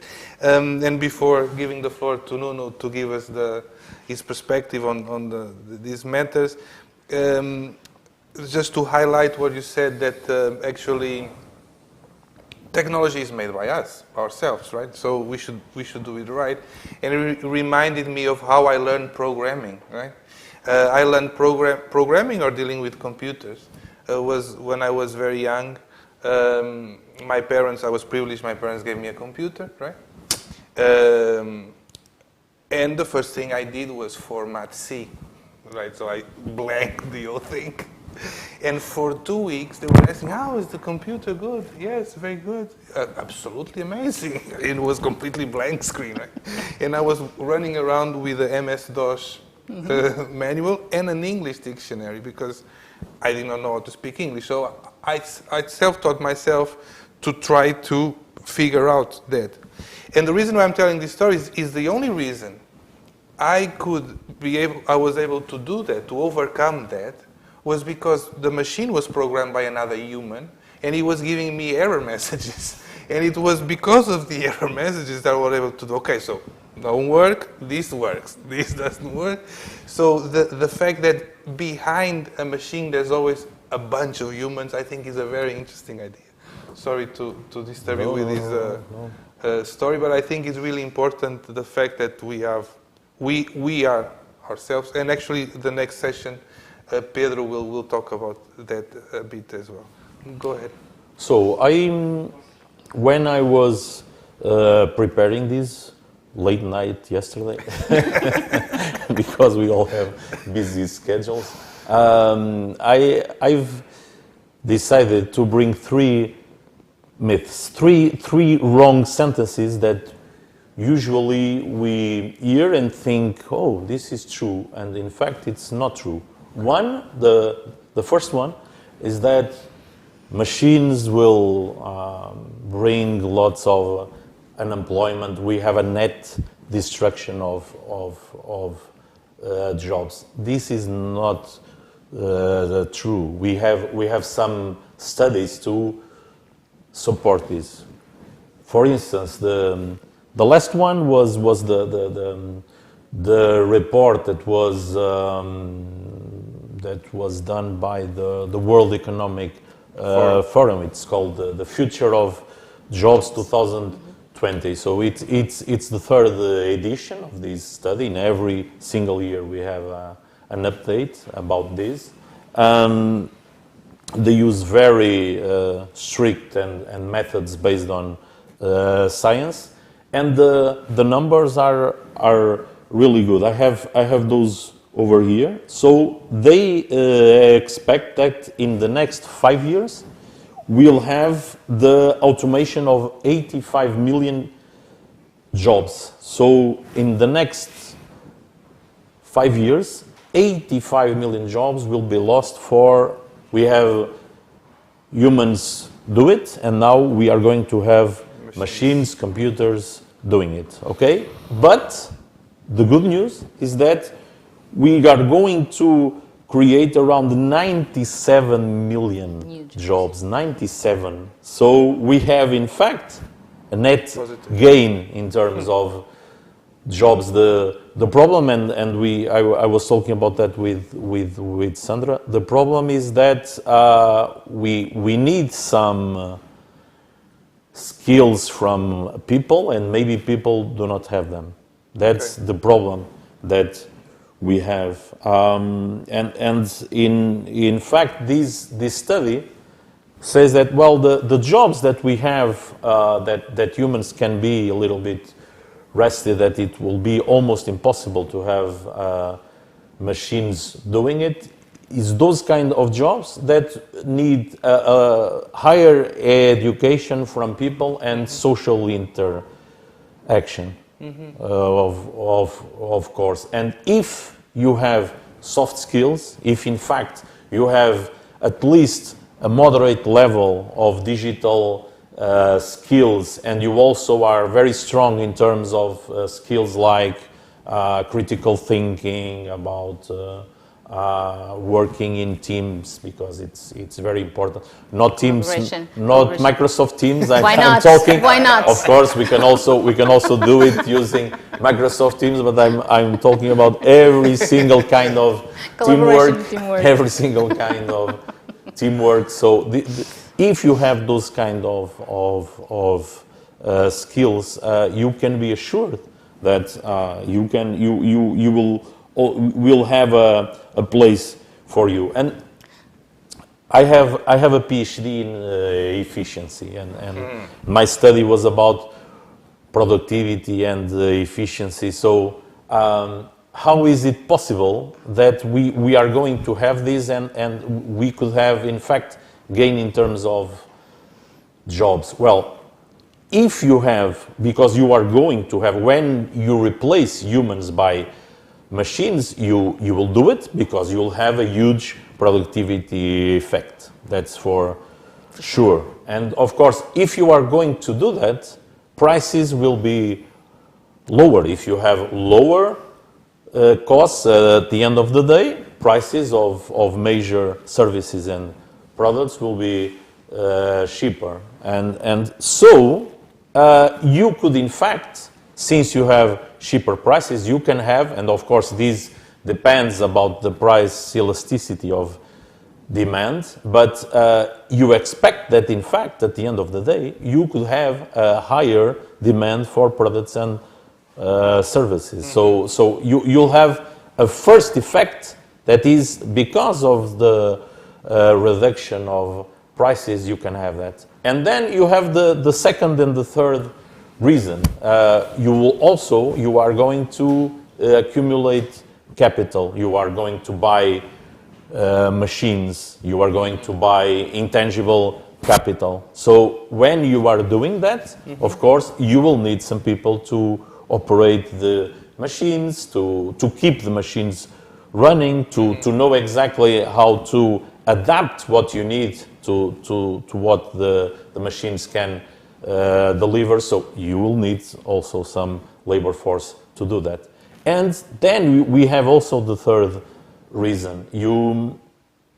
When you have a change of the know-how, and of course inside companies, inside organizations, you are now changing the way you are doing this. So you are changing the know-how. So you are creating new tasks. And now you have two options. Or you are going to adapt your people, your staff to deal with that. And if they are not capable, you are going to need to hire some people to do those new tasks that arise from new technology in a broader sense. So at the end of the day, this is why some studies, and in fact I believe that some studies, we are going to have not a problem of unemployment in terms of net unemployment, but in fact we'll have a problem of some people. We have a reskilling problem. Yes. So that's mismatch. I really believe that, and the data support that. Shows that. Yes. Well, you want to say something? Yeah, I was just going to comment one or three lines that Nuno mentioned. One actually is the mismatch between skills and demands of the job market. Okay, so we all know that they are not enough. So we need, I believe that what it was an opportunity 3 years ago, it's now a demand. Okay, so we no longer have time to how we are going to do this. We need to start do something. Okay, and that actually needs to start with universities, with schools. Every day search for an opportunity to do something different towards the future and towards this demand, okay? Because I do believe all the discussions we've been doing several years ago. And there are studies, okay, so this World Forum report that you are mentioning, I believe there was a previous one that was already giving us these numbers. So what we are waiting for, okay, so this is a point. Every day on your daily job, please be aware of it. How can you do different so that you actually are looking for in chasing your skills, looking for a new skill that it's needed on your job, and it starts on each of us. Okay, don't wait for the company to start doing it. Okay, start on yourself. Start at home. Start with your kids. Start on education. So this is very relevant. Okay, so because just staying there waiting for someone bring the magic wand and now it's going to be like this, it's not going to happen. Okay, so this, I believe it's really, really important. Awareness once more and our role in the society to change this. The other thing is actually about the soft skills that we all need and that we will develop. And we already had this conversation in one of those conversations that we have sometimes, which is when we are talking about the curriculum and changing the curriculum and bringing soft skills to the curriculum, we need to have a different look because now we have different data and to personalize this curriculum. Why should we all need to have skills on presentation, communication, wherever, okay, when if I'm not tailored to talk or to be with people, why should I need to develop forcefully that skill? I have other areas for sure that will be great. So help me to develop those ones. It could be that at a certain point I'm facing the challenge of needing that skills as well. So when the time comes, yes, okay, I will develop the ones that I'm not stronger. But the ones that I'm stronger, those are the ones that I should be betting, and the schools should be betting on children as well. Because that will give them confidence, that will give them the diversity, and that will give them the opportunity to learn between them with the different skills that they have. And it's not of, I'm less than he, I'm better or worse than he. No, I'm different. And looking at children on their different skills that they have and putting them all together as a team working, it's a huge reward. And this is not only about children, this is about teamwork as well. Okay? So when you have large teams that you need to develop their best, it's not actually doing the same things or having the same skills. No, we are actually looking for a team that has a diverse skills to make sure that we cover the whole need of the project that we are going to develop. So this is really, really important. So when we are talking about reskilling and the importance of reskilling as well, suddenly I don't think that we should put everyone learning about what we believe that it's going to be the demand of the job market in the 2 years next. Because when we get there, actually, it's not going to be what we thought it was going to be. Okay, so looking at our potential, and I believe that's the role of schools, and that's where technology actually can help to personalize the curriculum and to personalize the demands of the job market with the skills that schools and universities will be able to deliver to those students as well. Very interesting indeed. And I take the chance to introduce the theme of our discussion, which is already there, so that's why I'm actually referring to it. Because it seems from what you commented now, we would profit from a better relationship from the teaching and learning organizations with reality, with real life, right? I think this is something that is been commented for many, many years. And as you also said, we are now able to do it. We can do it. And this is where, in the EU, we are trying to establish STARTS as the STEAM of Europe. Not, of course, because the Americans have STEAM, and we think that since we've been working in STARTS for so many years now, could be a nice thing that the Commission and the European Union in general adopts the notion of STARTS. And the differentiation, from my point of view, goes exactly in this dimension of connecting directly with reality, with real life, right? Because my understanding of STEAM, as it was developed in the US and is now actually, as António just presented, the Impulsos Jovens STEAM, is something that ends at the level of the university. So it's an education program, right? So normally what I tend to say is that a STEAM activity would end up in a paper. And we know that that's not with the arts, right? We know that we are doing efforts for it not to be like that, like activities like Visionarium that bring actually children to concrete acting with technologies and with robotics, but in a very creative manner. But that you see, the notion of STARTS is this connection with industry, connection with the economy, right? STARTS is not an initiative of the Director General for Education and Culture. STARTS is an initiative from DG Connect. And DG Connect is previously the telecoms stronghold, but now, of course, with all the digitization is everywhere, quantum computing and all that, right? So I was wondering, what do you think about that potential transfer from STEAM to STARTS in the connection with real life, with industry, with SMEs, with entrepreneurship, with job creation, with self-taught activities and so on? So maybe Nuno, you want to move on? Yeah, I can say something about that, and in fact I would like to start talking about my wrong sentence, my myth number 2. We think that Europe is a leader in terms of this, in terms of integrating digital competencies in schools, in companies, in our daily life. But in fact, this is not true.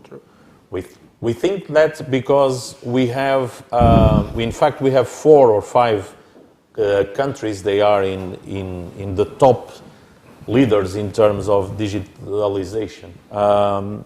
But we are talking about small economies.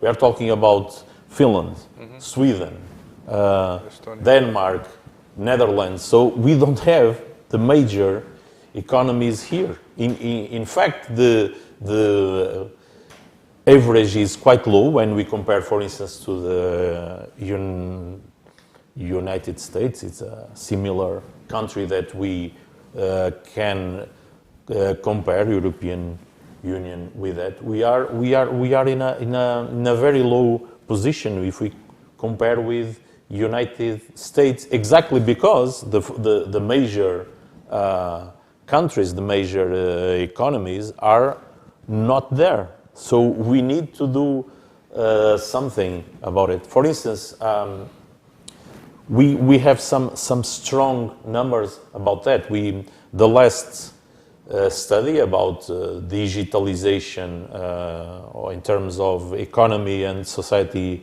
index is the DESI index. We have major problems about digital skills.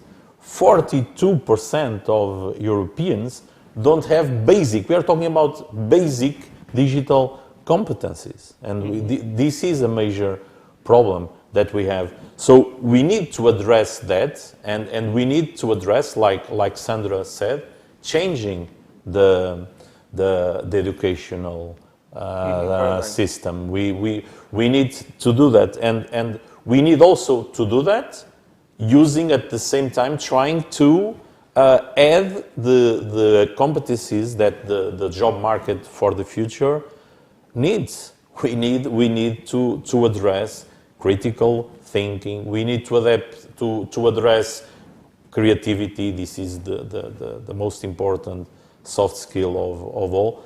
For instance, when you ask the major leaders in companies, what skills do you need? Adaptability is one of the skills, and without creativity, without critical thinking, we need to adapt our way of think and our way of act in function of the problem that we face, of the challenge that we face. So we need to adapt. We need to do something about it. So the only option that we have is, of course, we need also to address the digital lack of competencies. We have a lack of digital competencies, so we need to address that. But at the same time, and that's why we need to have a START program for every single school. And in fact, when we say STARTs, the arts are in the center. Mm-hmm. So I guess we need also these. We need to send a message that arts must be in the center when we try to combine everything: science, technology, and arts. For instance, I remember in school we have some STEAM project or STARTS project going on since 2015, and for the teachers, arts is always the last thing. Why? Because in terms of curriculum, arts, they have just, for instance, visual arts, we have only 1 hour per week, 1 hour and a half maximum in schools. ICT, usually we have 1 hour in the elementary level. So the curriculum itself is sending the message, this is not as important as the other subjects. So if we don't have, we have lots of teachers. The arts teachers in my school and the ICT teachers in my school, they are always complaining about having so many kids, because since they only have one hour each, they have like 20 classes, 20 different classes with like 20 or 25 students in each one. So it's crazy. Yeah, very important message you're sending. I guess we will soon have to continue our discussion offline and hopefully over lunch, because after all we are in Portugal and lunch is a key aspect of our lives. But maybe you want to tell us about your third myth very quickly. What is wrong? My last myth. No, the last myth that we have is that Portugal is a leader also in digitalization. Since we have these public services, in fact, our public sector, we have a very strong digitalization. We have almost every single services online nowadays, and in fact, this is one of the dimensions that we have, that we are stronger. But in fact, overall, because this index that I was talking about, it uses 5 different dimensions, and we are only good in 2 of them. Okay. And one is the public, the digitalization of the public sector, and the other is connectivity. All the others, and I'm talking about human capital, we are in a very low position. I'm talking about the use of technology by private citizens, and I'm also talking about integration of technology by companies.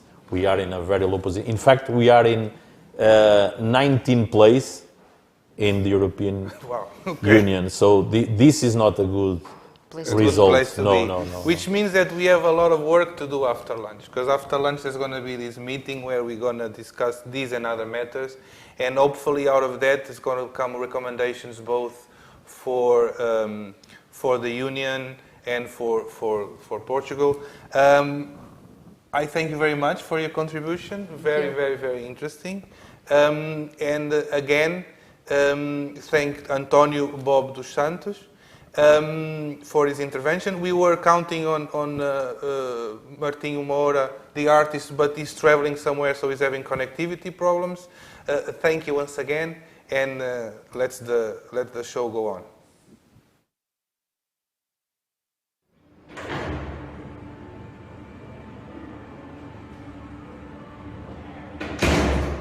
O presídio está assim há muitos anos. Acho que estava mais que na hora de se fazer alguma coisa naquele espaço. É aqui, por entre estas paredes, que vai nascer o Instituto das Artes e Tecnologias da Universidade Nova de Lisboa. O Instituto abre uma janela de oportunidade para a interseção criativa entre as artes, os média e a tecnologia e abre também novas possibilidades de investigação na ligação entre as empresas, a universidade e a cidade. Este será o primeiro centro interdisciplinar de criação artística e de transferência de tecnologia ligado às artes na Grande Lisboa. Era bom desenvolver-se mais a Trafaria porque ela merece. É uma iniciativa que a Trafaria merece muito. A Trafaria, principalmente por ser uma freguesia das mais envelhecidas do Concelho de Almada, faz sentido estas iniciativas que dizem respeito ou que esperam atrair uma população mais jovem, mais dinâmica. A geografia deste projeto é escrita com o município de Almada. O Instituto está integrado na malha urbana e o acesso a esta margem do Rio Tejo pode ser feito através da ligação fluvial entre Belém e a Trafaria. Numa palavra, o IAT é prometedor. Prometedor no sentido em que promete dissolver as fronteiras entre a universidade e a sociedade. Traz perspectivas de prototipar as práticas de investigação e as próprias práticas artísticas a partir das relações com a comunidade e com a tecnologia. Pioneiro, o Instituto quer desafiar estudantes, académicos, investigadores, artistas, think tankers e startups. A minha expectativa é que o IAT se constitua como um espaço de experimentação onde se possa pensar as questões do cinema com as questões da ciência. Atrair talentos, impulsionar a resiliência e a transição digital são prioridades. Por um lado, as novas tecnologias permitem a criação de obras de arte nunca antes vistas, que envolvem imenso as pessoas e inspiram as pessoas. Por outro lado, a arte traz novas perspectivas e novas questões à tecnologia e à ciência, permitindo que elas avancem. Referência nacional e internacional de ensino e investigação, o Instituto quer abrir-se a todos, sem exceção. Traz-me uma ética e uma responsabilidade que se move no âmbito da arte e da sociedade. É mais um nome grande, vem para a Trafaria. Vai começar a movimentar mais esse sítio aqui, essa zona daqui. Vai trazer mais juventude. O lugar é espetacular em todos os sentidos, de história e de fazer-se uma coisa nova também com a Trafaria. E que o Instituto de Artes e Tecnologia saiba também valorizar a história que está inerente, está nas paredes do local. Envolver as comunidades locais, valorizar a sua história, contribuir para o desenvolvimento sustentável da região. O Nova IAT tem a seu lado parceiros na vanguarda da inovação. O futuro está traçado, ser um polo criativo de excelência que marcará o século XXI.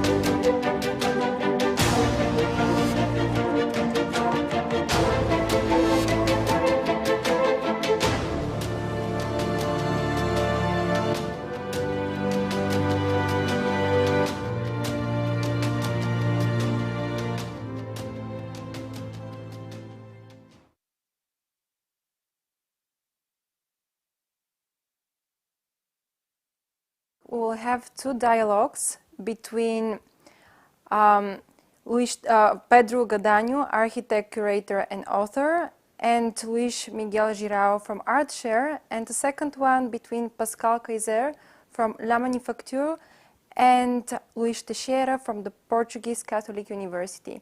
Both dialogues will be on the topic of multidisciplinary collaborations to green transition.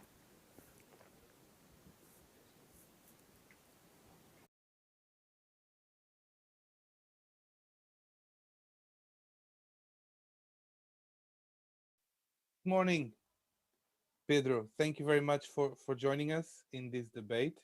It's for us very important to have your opinion, as you are very well versed in all this matter of sustainability, the role of the arts and technology, architecture, and so on.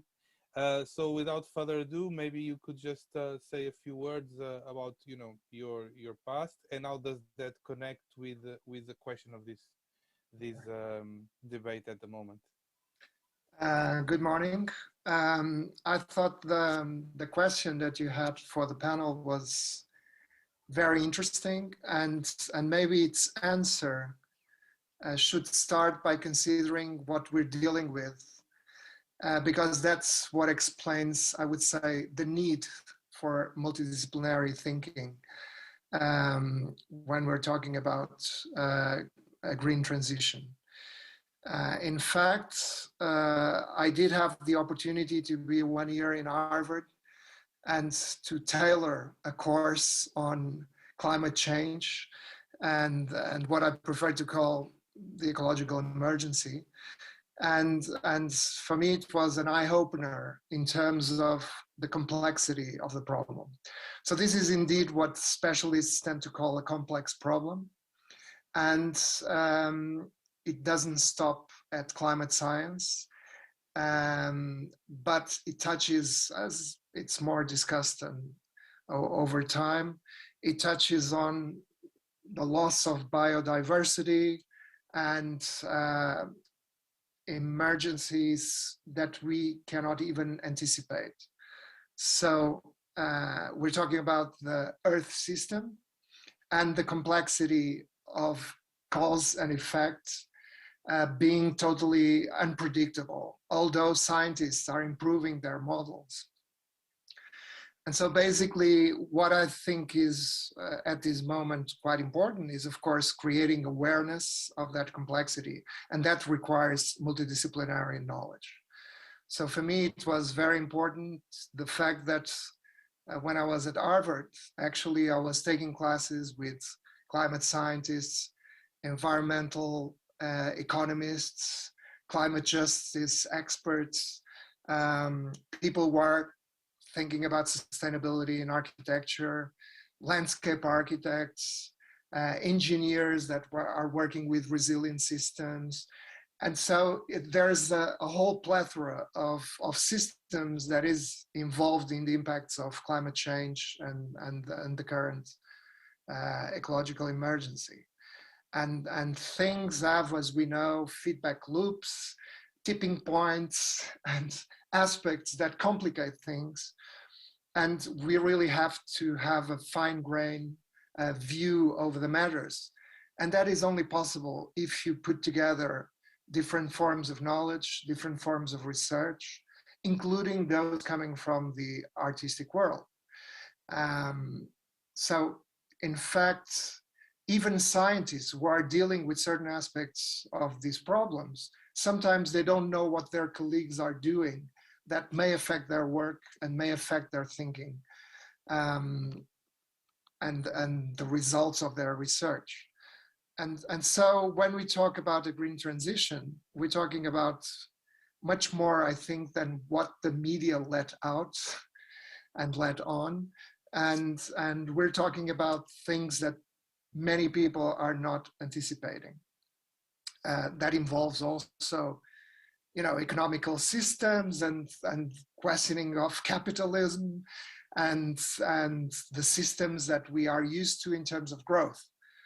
So, for instance, for me, the fact that we have been over the last few days discussing the rise of energy prices, lack of resources in different areas, and fuel prices and so on. For me, this is immediately connected with that complex problem and with the effects of environmental changes that we are no longer in control of. So I think we have passed a tipping point, like some are publicly saying, in which we are no longer talking about only decarbonization as a way to contain certain effects of climate change, but we are already needing to talk about mitigation and adaptation. So we need to talk about ways of getting carbon out of the atmosphere, and we are talking about the fact that we need to adapt to a system that has already changed and will continue on changing without us really being able to control it. Although the political propaganda says we are going to deal with it. So again, this implies a multidisciplinary vision and the convergence of different forms of knowledge, of course. And scientists have been trying more and more loudly to actually put that sort of scenario on the table and to explain that we are reaching really a point that you could even call of no return. So coming from the world of architecture, for me, this was very important and very interesting, because when I'm trying to analyze what can be done from the field of architecture, immediately I come across the need to have other forms of knowledge, even if architecture wants, or the building world, if you want, the construction world, wants to have its contribution towards the decarbonization and even towards finding ways to adapt to a different ecological system. So this implies that we are not only talking about the design of space or the use of certain materials, but we have to engage the knowledge of those scientists who work with materials and capacities of materials to absorb carbon, for example. We have to work with landscape architects who really understand the systems in which we are building in terms of relationship to the ecosystems and the environment. We have to include the knowledge of course, climate scientists and the predictions that they are already giving us in terms of the rise of sea level and how do you have to adapt in terms of new buildings that are being built. And this is already the case in cities like Boston, in which buildings are already required by code to predict that they will be flooded on their ground floors in a constant way or in a regular way. And so this implies, again, a huge conjunction of scientific knowledge and contributions from disciplines like architecture that have to conceive that adaptation in terms of cities and in terms of architecture. And from your point of view, from your experience with the great exhibition you designed, the Eco Visionaries, and so on, I guess that the need for multidisciplinary approach is indeed something that is becoming more needed, put it this way. But I guess people's question, especially from the side of technologies, is what is the role of artistic thinking? What is the role of architecture in that? So how do you see that from your experience in Eco Visionaries? And how do you relate that with initiatives like S+T+ARTS, right? Science, Technology, and the Arts, and now the new Bauhaus that S+T+ARTS contributes to? Could you elaborate a bit on that? The Eco Visionaries exhibition was my first entrance into the issue of climate change and the ecological emergency. And because it led me to research and investigate all the information that I could find at that time in 2017. And of course, I became aware of that complexity that I was mentioning. And I thought that precisely it would be important to have artists reflecting on the issue from their very different points of view, and but also designers and architects. And the exhibition precisely intended to have as many contributions as possible, touching on different subjects of the issue. So each artist was addressing a particular point, and there were more than 80 artists and architects involved in the exhibition. But what was amazing was that each one addressed a specific aspect, from pollution to plastics in the sea to biodiversity, to the life in rivers, to colonial aspects of climate justice, the questions of oil and fossil fuels and so on. So each one would address one aspect. And that sort of created an impact in the exhibition that came from this excess of information and subjects, but that also gave you a glimpse of the impacts of this climate change and the ecological emergency.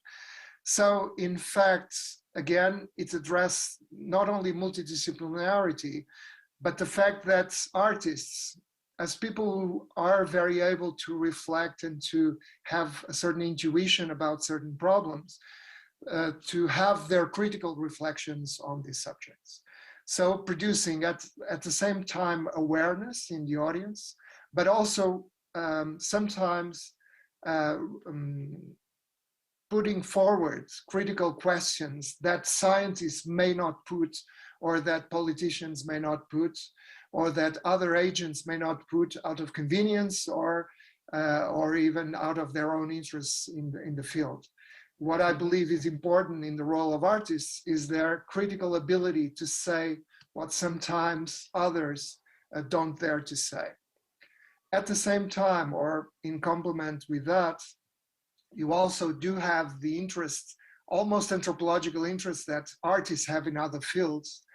And that's where something like starts is fundamental, which is providing the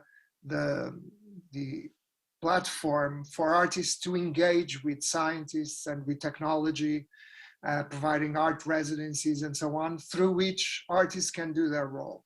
So get into a subject and then provide a critical view of that role. I think that is still essential. That is being done by many artists, fortunately, and I think it will become more and more essential. And in fact, for me, it even puts into question the role of the museum right now. Because if we look at museums as only repositories of art history and art that is disconnected from its social environment, I think at this point we are putting museums at a very hot spot, because they do have to have a role in steering the debate and in bringing the debate to different audiences. So in that respect, I do think that everybody in a way has to participate and has to be called upon to give their contribution to a collective transformation effort that I think is of epic dimension.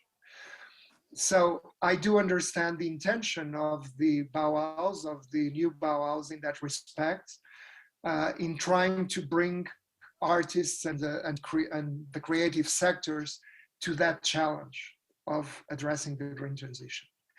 And I do also understand the way that they're addressing this issue by launching, open calls and so on to get ideas. I think this is, of course, very important at this moment. And that's one of the ways to collect other inputs. But I do believe that it also should be something more than that approach, which is somehow technocratic. It really should have also a way of creating leadership and of showing the way and have a more curatorial take on how artists can participate in this transformation and this green transition, and in putting artists together with scientists, with the technological sectors and so on, so that new types of approaches, if you want, out of the box thinking on the subject comes out. I do not believe that it will be only with calls and spreading some money around that solutions that may be scaled up and have an impact will arise.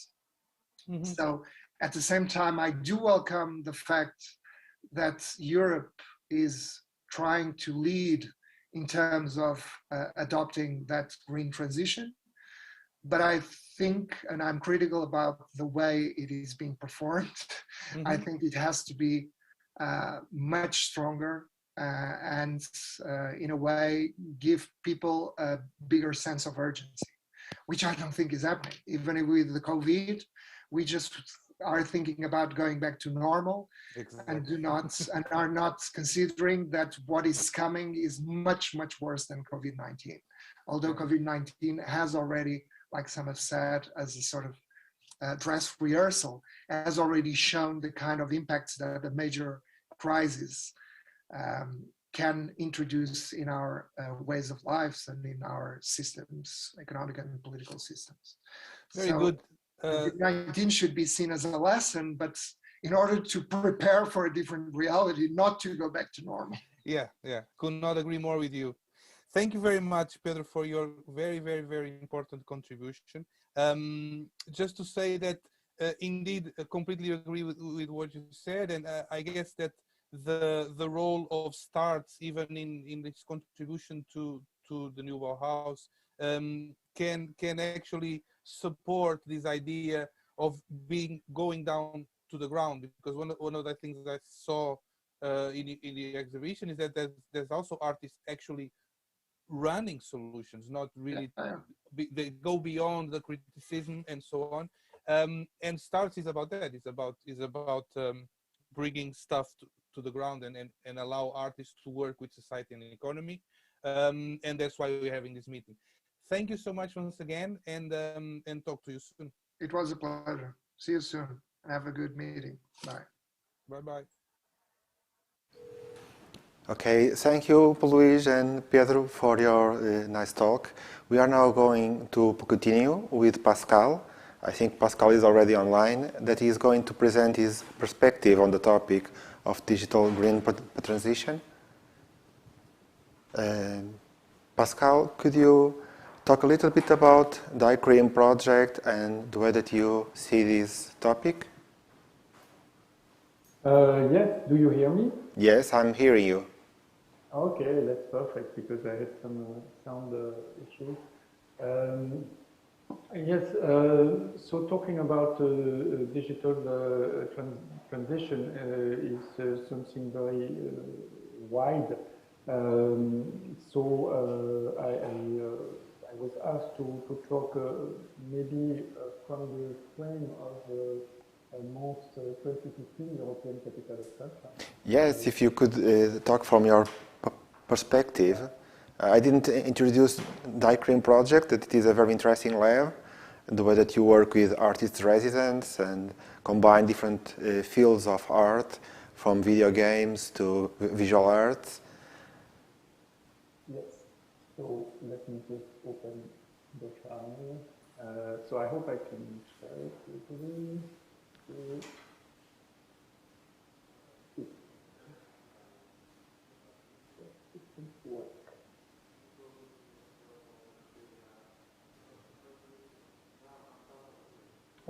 Okay, we are seeing, it's okay. It's okay? Yeah. No technical issue. No problem. Up to now. So basically,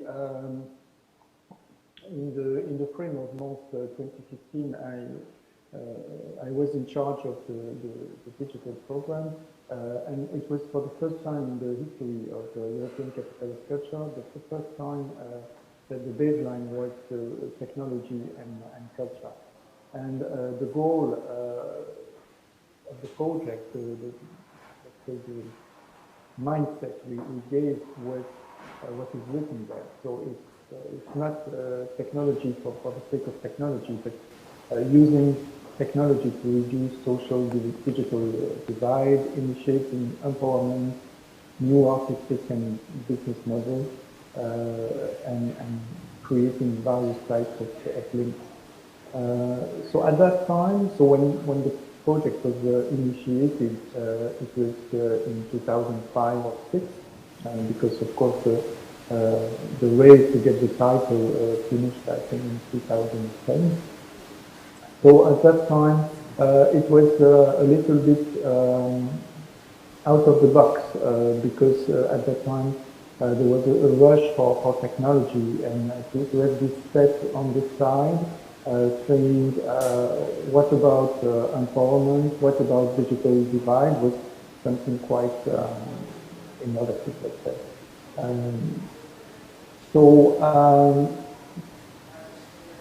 This is a very good friend of mine. His name is Frédéric Nicolai, and he's someone very well known in Brussels, because he designed all the trendy cafes in Brussels. What is interesting, he not only designing cafes, but he's working in different districts of the city, where he has been completely renovating and changing the image of the district, but also the inhabitants. Of course, this is bringing gentrification, but it's bringing a lot of traffic, let's say, in those districts. For those who know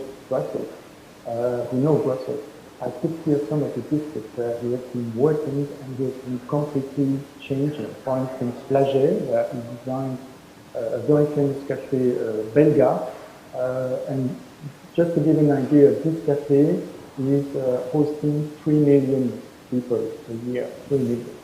So this shows how with the design and the way he operates, because he also designed the furniture, he created beers and drinks and everything, so he's verticalizing the concept of cafe, but it's really changing the way the city lives, and also the way people are circulating in the city.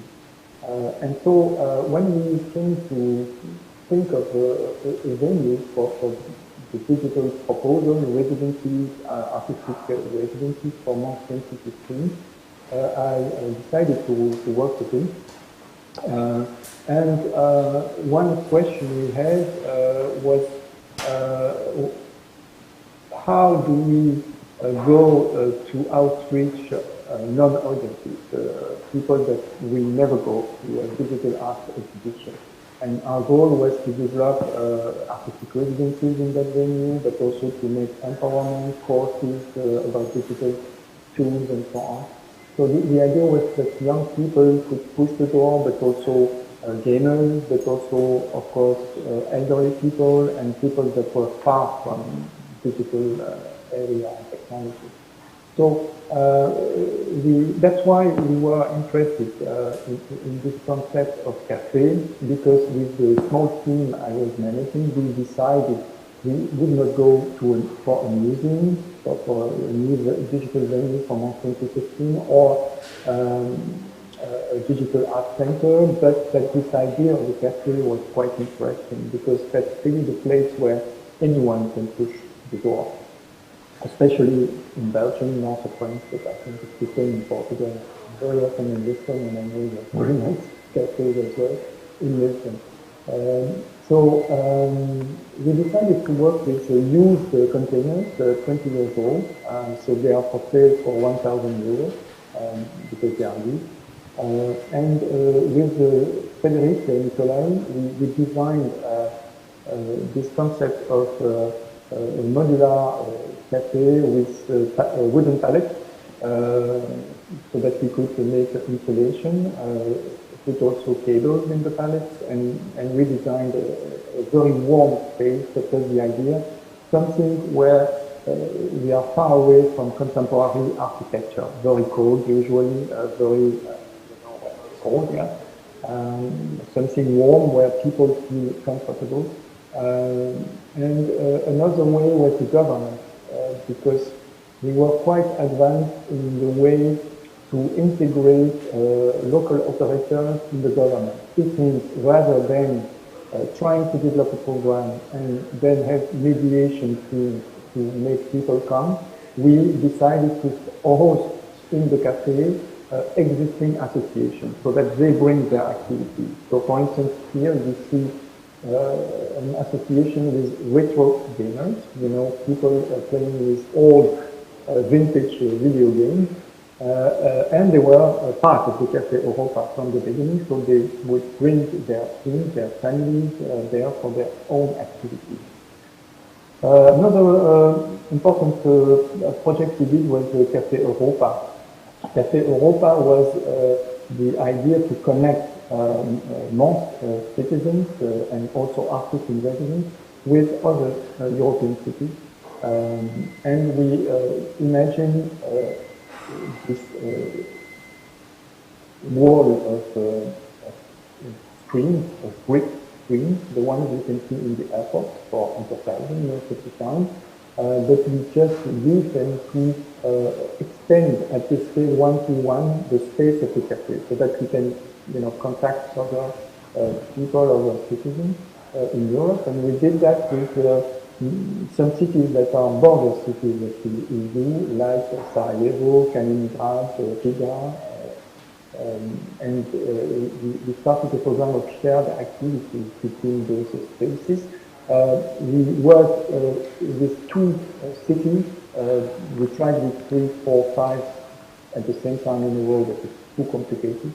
And it was quite interesting and successful. We started with activities really down the ground, so it was cooking lessons, recipes at the beginning, so that people far from each other, like citizens from Sarajevo and Mons and Kaliningrad and Mons, can talk to each other. And then we had most advanced artistic exchanges, including with our artist in residence program, because in the Café Europa we have the Fab Lab associated with printing, 3D printing devices and so on, and we could work on such, let's say, programs. So here you see furniture that was made by citizens through empowerment strategies and so on. So this was just to give an idea of how we could work with the digital tool, let's say, in the frame of the Mons 2015, and how we could shift from, let's say, a traditional digital art exhibition to something that was really large scale in terms of audience and in terms of activity. Okay, just 2 questions, very briefly. One question is, if you have the chance to do a Capital of Culture for the future, what projects would you like to implement? What were things that you thought that could be done at Mons, but you didn't were able to do it?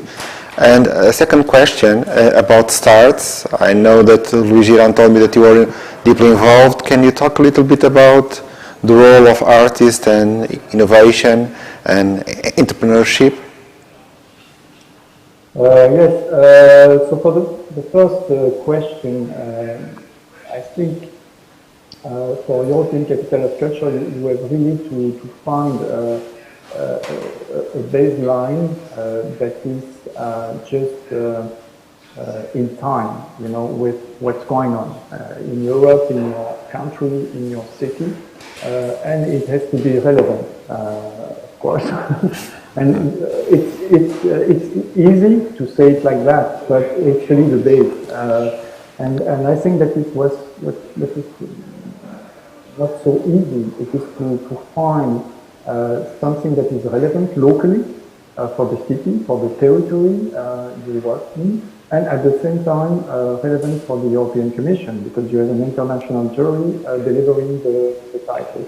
So at the time of MOS, we had this baseline technology and culture. I think it was wise because it was a good timing. We were the first one with this baseline in the history of European capital of culture. And it was interesting. Today there are many challenges going on. There is, of course, the situation with the environment. There is the social situation. It's quite complicated. So that's where we have to find a very good leading team, relevant locally and relevant at the scale of the European Commission. So that's for the first question.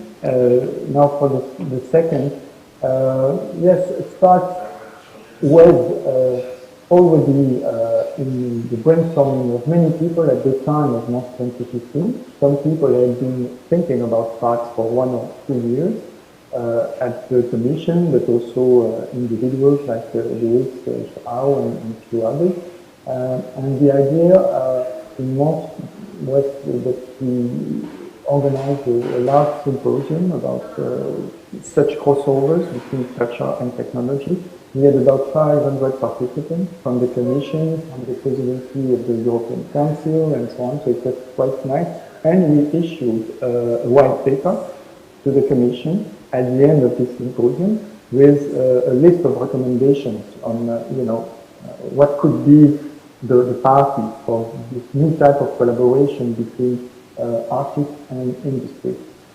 What I learned at that time, talking with people already involved in this pre-start moment, was that there was really many added value of artists for the industry.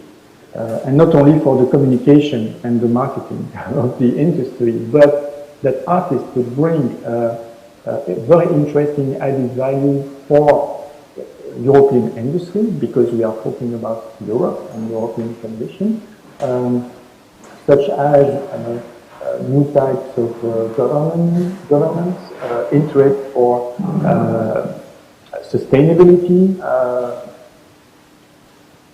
things relating to hacking of a technology, taking a technology or a platform in a very different domain of the one it was designed for by engineers and researchers, and sometimes it's more interesting, more relevant, economically and or socially speaking in another domain, generate all interfaces with end users and such kind of things. So there are many fields, in fact, in which engineers and researchers in the industry are not at their best, and especially for the products of tomorrow. And I'm not even talking about artificial intelligence and how do we keep human in artificial intelligence, where artists are also very relevant.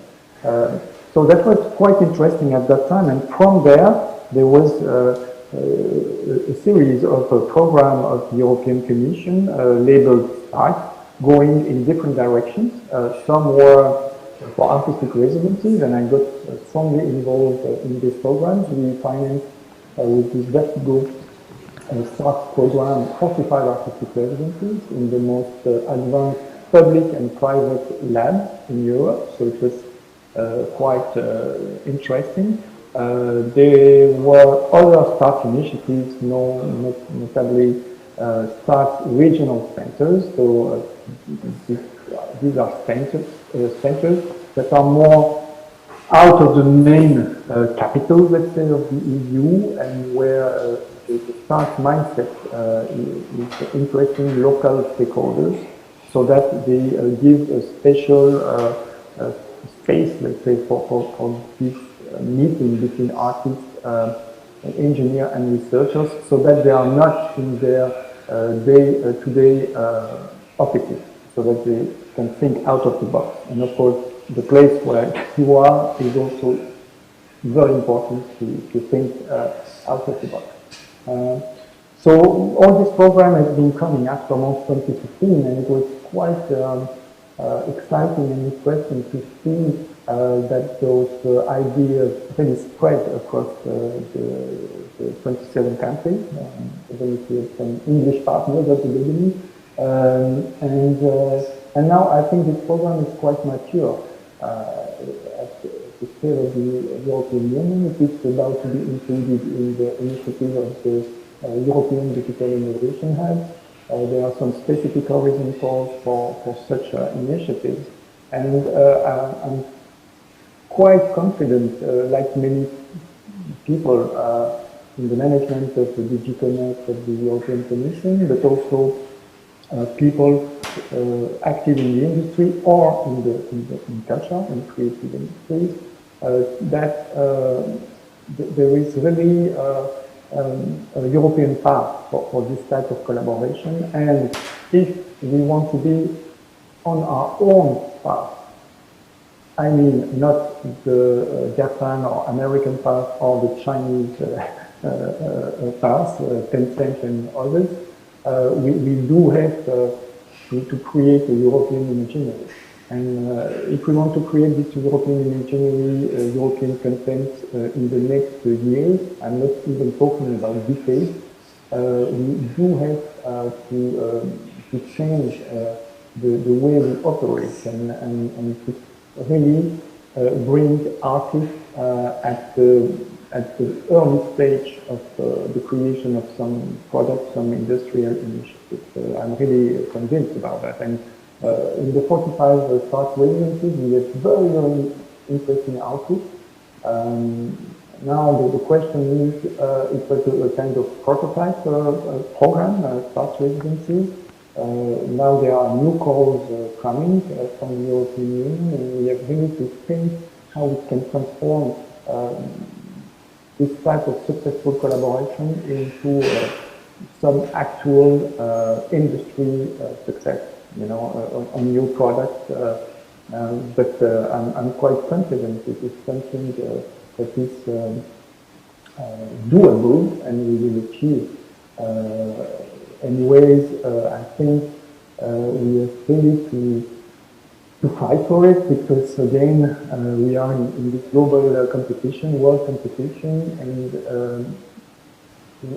we have really to wake up now, because I think in a few years, if we don't go into that direction, we might be completely swallowed by American and Chinese industry and content as well. And I think also the European artists have their own path and mindset that is in some way different of Chinese artists or American artists. I mean, we have here our own history, our own culture, and I think it's important to push that forward. So for me, it's really probably the most important challenge in the leading cultural projects in Europe. How do we interfere and put together artists, engineers, researchers, and break the silos between the disciplines, so that we keep a very high level of innovation, and at the same time we keep control of the imaginary of our products, of the content. It is really, for me, challenging. But to do that, we need people that are triple-minded. I mean, we need artists able to discuss with engineers, researchers. We need engineer researchers able to discuss with artists, and at the same time we have to talk a little bit of economy, if we are talking about at a certain point, in certain cases of industrial products. So this is not so easy, because you are facing some mindset barriers, you know, of people working in their own field, you know, and it's typical of engineering. I'm an engineer originally, so I can criticize engineers. But it's typical of engineers, researchers, and in certain point artists as well. I mean, most of the time they used to stay, you know, in their domain. So here we have to break the barriers between the domains. So it's not so easy. It's not so easy as well to manage those projects. So for instance, in START residencies, we had some follow-up of the mixed team between artists, engineers, and researchers. We published an article at the S+T+ARTS, by the way, on this, because it's not so easy to follow up profiles that have sometimes very different mindsets between artists, engineers, researchers, and eventually business developers or people, of the startup domain, and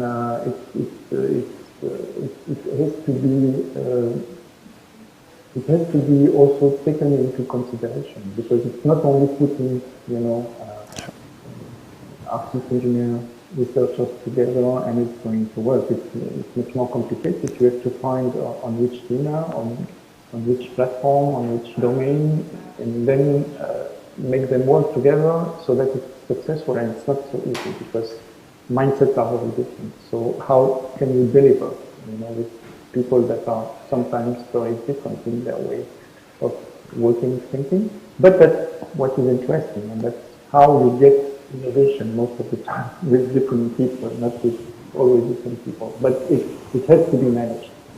Yes, I agree with you. I think it's a good way to end our talk. I think it's very interesting the way that you talk about dialogues, either in the Capital of Culture or in S+T+ARTS, as a way for us to create a new future, a different future, and the way that we can create at European level something that is different from China or America. And I think that your words will have echo on the people that are hearing us, and I hope that they learn more about S+T+ARTS and learn more about things that you have done at Mons. And this could be a way for people to get involved in S+T+ARTS projects for the next framework. So I would like to thank you very, very, very much for your passionate words and the way that you have been a part of this event. And we are now going to end this session. Thank you, Pascal. You're welcome. Obrigado. Thank you. Merci. Ciao.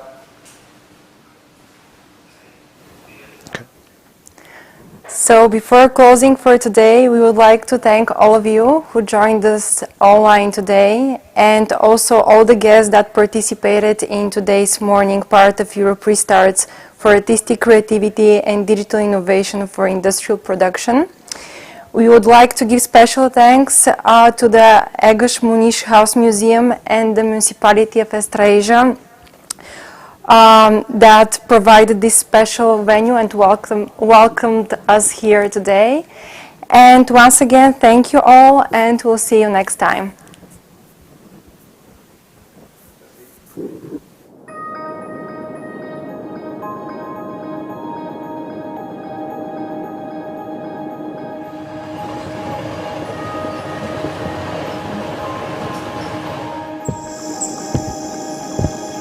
Há lugares que nos prendem num relance. Aqui o mar, generoso, recuou para fazer desaguar o mais belo encontro entre o homem e a natureza. A imponência dos grandes canais da Ria Aberta e a graciosidade dos esteiros que desenham a paisagem lagunar. A Ria de Aveiro. Linhas de água que ligam as terras marinhoas entre Estarreja, Ovar e Mortosa, todas elas únicas, todas elas unidas. Nos canais se encontram a água doce e a água salgada, ligando cais e ribeiras a parques, praias e passadiços num mergulho emotivo na natureza. Aqui serpenteiam quilómetros de percursos que nos guiam ao sabor da maré. E nas suas margens, o mestre faz nascer os barcos tradicionais, esculpindo na madeira e pintando quadros de arte flutuante, ora religioso, ora pagão. Gente da terra e da faina, gente de vários territórios, unida pela grande via aquática por onde tudo chegava e partia. Canais que conservam tradições e a história que se enraizam em novos hábitos e se moldam a novas vontades. ria adentro, descobri a autenticidade de uma região, ligando o Nobel Egas Moniz ao escritor Júlio Diniz, às artes, à cultura, à criatividade, transformando as cidades e dando-lhes novas vidas. O ar da ria abre o apetite a sabores que nos despertam memórias e cativam a alma. A ria por inteiro, no esplendor da sua serenidade.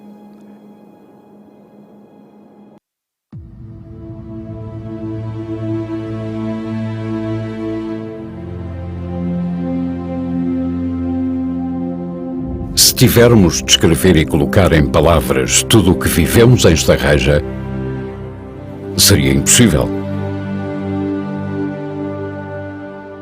As palavras são poucas para tantas emoções e experiências. É a terra.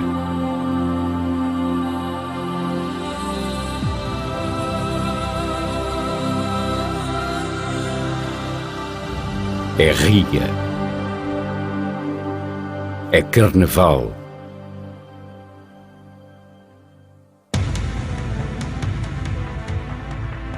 É indústria. É conhecimento. É natureza. É património. É desporto.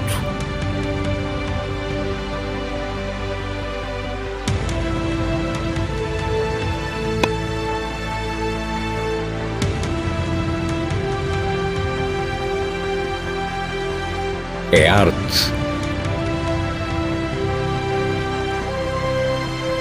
É um Nobel e uma alma. É viver uma experiência única. É a nossa casa. É a nossa terra numa só letra e um acento acertado. E quando partimos, é a terra que levamos no coração. Recomeçamos com memórias e é lá que queremos voltar. E quando alguém nos pergunta qual a nossa terra, não hesitamos. É Estarreja. É amor. É sentir. É cumplicidade. É identidade.